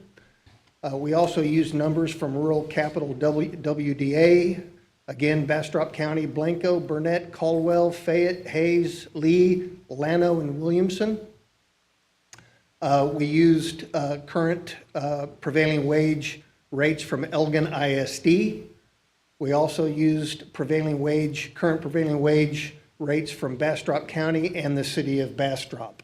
So a pretty wide swath of numbers that we took, or that we looked at to conduct our survey. The Austin Round Rock MSA, the data sources that we use to collect those are all current data sources as of March of 2024. The Texas Workforce Commission comes out with those numbers monthly. I collected all of those numbers in March. All the data was fresh. The oldest data that we had was from Elgin ISD, and they are due to assess their prevailing wage in May as well. So, but all the other data that we collected was current, March of 2024. And of course, Elgin, Bastrop, and City of Bastrop are all Davis-Bacon entities. Trade classifications. The Texas Workforce Commission wage reports contain approximately 50 classifications or trade classifications. Davis-Bacon reports contain approximately 48 classifications. Both those entities have trade classifications that are unique unto themselves. In other words, one organization or one entity may have 3 or 4 or a half dozen trades that are not listed in one of the other lists. We chose not to adopt one or the other, but to look at a combination of those lists and select those trade classifications which are primary to Bastrop ISD. There were a handful that we don't have those trades or we don't use those trades on any of our public projects, so we chose not to add those to our survey. Our methodology incorporates trade classifications and most closely aligned to the current and future projects of the district. MSA and WDA wage rates were averaged. So we took those two entities, we averaged those wage rates, the 2024 wage rates. The Davis-Bacon entity wage rates were also averaged. Those again were Elgin ISD, City of Bastrop, and Bastrop County. Both averages were used as a point of comparison to Bastrop Independent School District's current prevailing wage rates, which were adopted in 2021, and we used those to form the foundation for the recommendation for the 2023 bond and future work in the district. Just a summary of some of the work that was done. We conducted our own comprehensive survey in accordance with Texas Government Code 2258. Survey included entities within our political subdivision as required by state law. Prevailing wage rate recommendation for 2024 reflects an increase of 10.7% to the 2021 adopted rates for the district. So on average, it's an increase for all the trade classifications that we currently have employed on all of our public projects for the bond within the district. That's really it. I'm happy to answer any questions that you might have. And for the public, boards are required to adopt a prevailing wage scale after each bond passage. So we did this 3 years ago. The first set of bonds, second set of bonds passed. So this would be for the second set of bonds. Correct. And the state requires us to adopt the prevailing wage scale. Correct. And so, and it allows us the flexibility to do our own survey and to either adopt others that are out there or adopt the one that is proposed and recommended by superintendent. Is that, am I missing anything there? No, sir, that's correct. We have two options and only two options. That is to conduct our own survey of like character projects within our political subdivision, which we did, or to adopt the Department of Labor's Davis-Bacon wage scale. We opted to do the survey. I think it's the best fit for the district, and that's what we're going to recommend. Okay. And Lee, in your presentation, I think you said 10.7% increase over the 21 prevailing wage. That is correct. Now, that's not everybody getting a pay raise. That's not the way that works. It's just, these are the minimum wages that contractors, subcontractors have to pay that work on bond projects. And they may still have to pay more than that. Yeah, in the vast majority of the examples, our subcontractors do pay more. You're correct, though. This is the minimum wage. In other words, our subcontractors cannot pay their labor anything less than what we adopt as our prevailing wage in the district. And when I say a 10.7% increase, it's not a 10.7% increase for every wage classification. In a lot of instances, we were already paying more. I say paying more, not necessarily paying more, but we were advising our subcontractors that the minimum wage, we were already higher than what the prevailing wage was.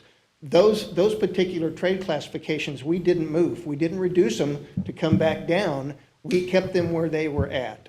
The trade classifications that were below prevailing wage, we brought them up to 100% of the prevailing wage. So across the board, it was just over a 10% increase of all trade classifications that are represented. And some of the recommendation for prevailing wage that you presented is, some of them are even higher than the Davis-Bacon. That is correct. There's 7, 8 trade classifications that on that scale have not moved in about 3 years, and they have moved with our recommendation. Yeah, I would just like to definitely thank you and Mr. Edwards and Dr. Lee and a lot of the, other folks internally, and also the folks that, the public entities that participated in providing us information to do this study. We're going to put a lot of time, put a lot of effort. Mr. Lawhon at our last meeting educating us on that avenue and that study and things like that to come up with what's the best decision for our Bastrop ISD projects for this evening. So thank all y'all. Any more questions, Mr. Asbury? I do have just one more question. So, Lee, adopting this does not preclude us at all from hiring local companies if so we have local workers Correct. who are working on projects, is my question. Yes, ma'am. This doesn't preclude us from hiring anybody local. This just simply states that wherever the trades come from to work in Bastrop ISD, this would be the minimum prevailing wage that they would make. They wouldn't make anything lower than this. And I do think it's worth noting on that note that whenever possible, we will hire local first. We put that as a priority. If there's a company or part of the workforce comprised, we try local first. Thank you. Any other questions from the board? This time I'll entertain a motion. I move to approve the adoption of the BISD prevailing wage scale for the 2023 bond projects as presented. We have a motion. We have a second? Second. We have a second. All in favor say aye. Aye. Any opposed? Our motion carries. Thank you, Mr. Asbury. Appreciate it. All right, moving along here. We'll consider approval of memorandum of understanding between Bastrop ISD Child Development Centers and Austin PBS. Karen Trevino, Director of Community Relations. Welcome, Ms. Trevino. Thank you. Good evening, everyone. So our child development centers at Bluebonnet, Cedar Creek, and Emile Elementaries consistently provide high-quality early childhood education and care to BISD staff and members of the Bastrop community. As a result of being Texas Rising Star 4-star facilities, we've been offered the unique opportunity to partner with Austin PBS to provide our young learners with early education on responsible use of technology. Under this agreement, PBS Austin will provide each of our learning centers with 2 iPads, technological applications, plus training for our teachers, and also additional resources. Teachers who are working with children in our early learning centers, who are aged 2 years and up, that's the children, not the teachers, they'll be able to develop their skills in managing children's safe use of technology and provide parents with guidance so that the parents can do the same. I think we all know that devices are not going anywhere, and so it's incumbent upon us to help educate children and their families on proper and safe use of technology. Are any questions from Mr. Trevino? No, I just wanted to say thank you for including so much detail on this in the board book. I did notice that it does follow the Texas Child Care minimum standards for screen use. So that was Yes, really it good to absolutely read on. does, minimum standards plus Texas Rising Star qualifications as well. I'd also like to recognize all the work that went into getting this, not only for our early childhood learning centers, but for the other ones in the community that have benefited from the same program through the work of the Early Childhood Coalition, Child Care Champions, Yes. people Yes, that are dedicated to giving programs and services to our most vulnerable and impressionable members of our community. You're absolutely correct, Mr. Moore. Bastrop County Cares Early Childhood Coalition does a fabulous job, and they are in fact the ones who brought this to my attention. And so I appreciate all that they do as well. Happy to be a part of that. All right, well, Trustee Reese and Trustee Moore seem pretty impressed. Would you, I could entertain a motion at this I time? would love, you can do this, I'll say it. I move to approve the memorandum of understanding between Bastrop ISD Child Development Centers and Austin PBS as presented. And I second that motion. All right, we got a motion and a second. All in favor, say aye. Aye. Any opposed? Motion carries. Thank you very much, Thank Mr. you. Trevino. All right, our information items for the Board of Trustee calendar of events, as well as enrollment and single budget purchases more than $50,000 are for information only. At this time, I'm going to delight y'all in a report on the board members' continuing education hours. Please try to stay awake during this. It's a couple pages long here, okay? But again, the state is requiring this. Under the State Board of Education, completing requirements, continue education each year for services of basic serve as a basic obligation and expectation of any sitting board member. As board president, I'm required to announce the name of each board member who has completed the requirement continuing education, has exceeded the requirement continue education, and is deficient in meeting the requirement of continuing education. The requirements of training are measured as of the first anniversary of the date of the trustee's election or appointment, or 2-year anniversary of his or her previous training as applicable. There are 8 training areas for board members continuing education, local district orientation. The following first-year board members have completed the required local district orientation: Priscilla Ruiz. Second is the orientation of state education code. The following first-year board member has completed the required orientation to the Texas Education Code: Priscilla Ruiz. Number 3, the post-legislative update to the Texas Education Code. The following board member has completed the biennial post-legislative update to the Texas Education Code training: Rick Rivera, Kelly Seacatz, Billy Moore, Chris Dillon, Dr. Matthew Mix, and Ashley Muchink. Number 4, team building. The following board member has completed the annual team building training: Rick Rivera, Kelly Seacatz, Billy Moore, Priscilla Reese, Chris M. Dillon, Dr. Mix, and Ashley Muchink. Number 5, additional continuing education. The following board members have completed the additional continuing education requirements: Dr. Matthew Mix. The following board members have exceeded the additional continuing education requirements by 1.7 hours: Priscilla Ruiz. The following board members have exceeded the annual continuing education requirements by 2 hours: Billy Moore, Kelly Seacatz. The following board members have exceeded the additional continuing education requirements by 3 hours, Ashley Muchink, Chris M. Dillon, and Rick Rivera. Evaluating students' academic performance and setting goals. The following first-year board members were required to complete the biennial Evaluating Students' Academic Performance and Setting Goals training. Priscilla Ruiz. Identifying and reporting abuse, trafficking, and other maltreatment of children. The following board members were required to complete the biennial training on identifying and reporting abuse, trafficking, and other maltreatment of students. Rick Rivera, Priscilla Ruiz. School safety. The following first-year board members have completed the biennial training on school safety. Priscilla Ruiz. As you can see, I think everybody got their hours. So thank you for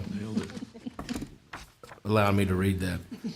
All right, at this time, we're going to move into closed session. The board will now convene into closed meetings to discuss the following items posted on our agenda this evening, as followed by the Texas Government Code 551.074, pursuant to the Texas Government Code Section 551.074, to deliberate an appointment, employment, evaluation, reassignment of duties, discipline, or dismissal of public officer or employment.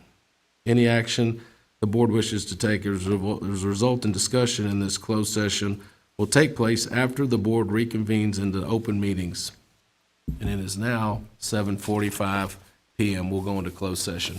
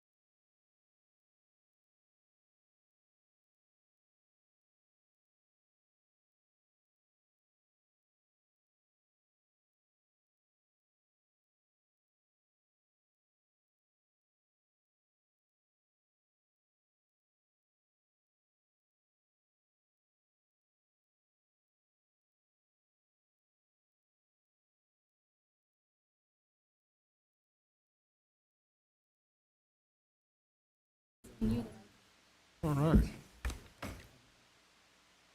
Where's it at? Just so you know. He's back in there.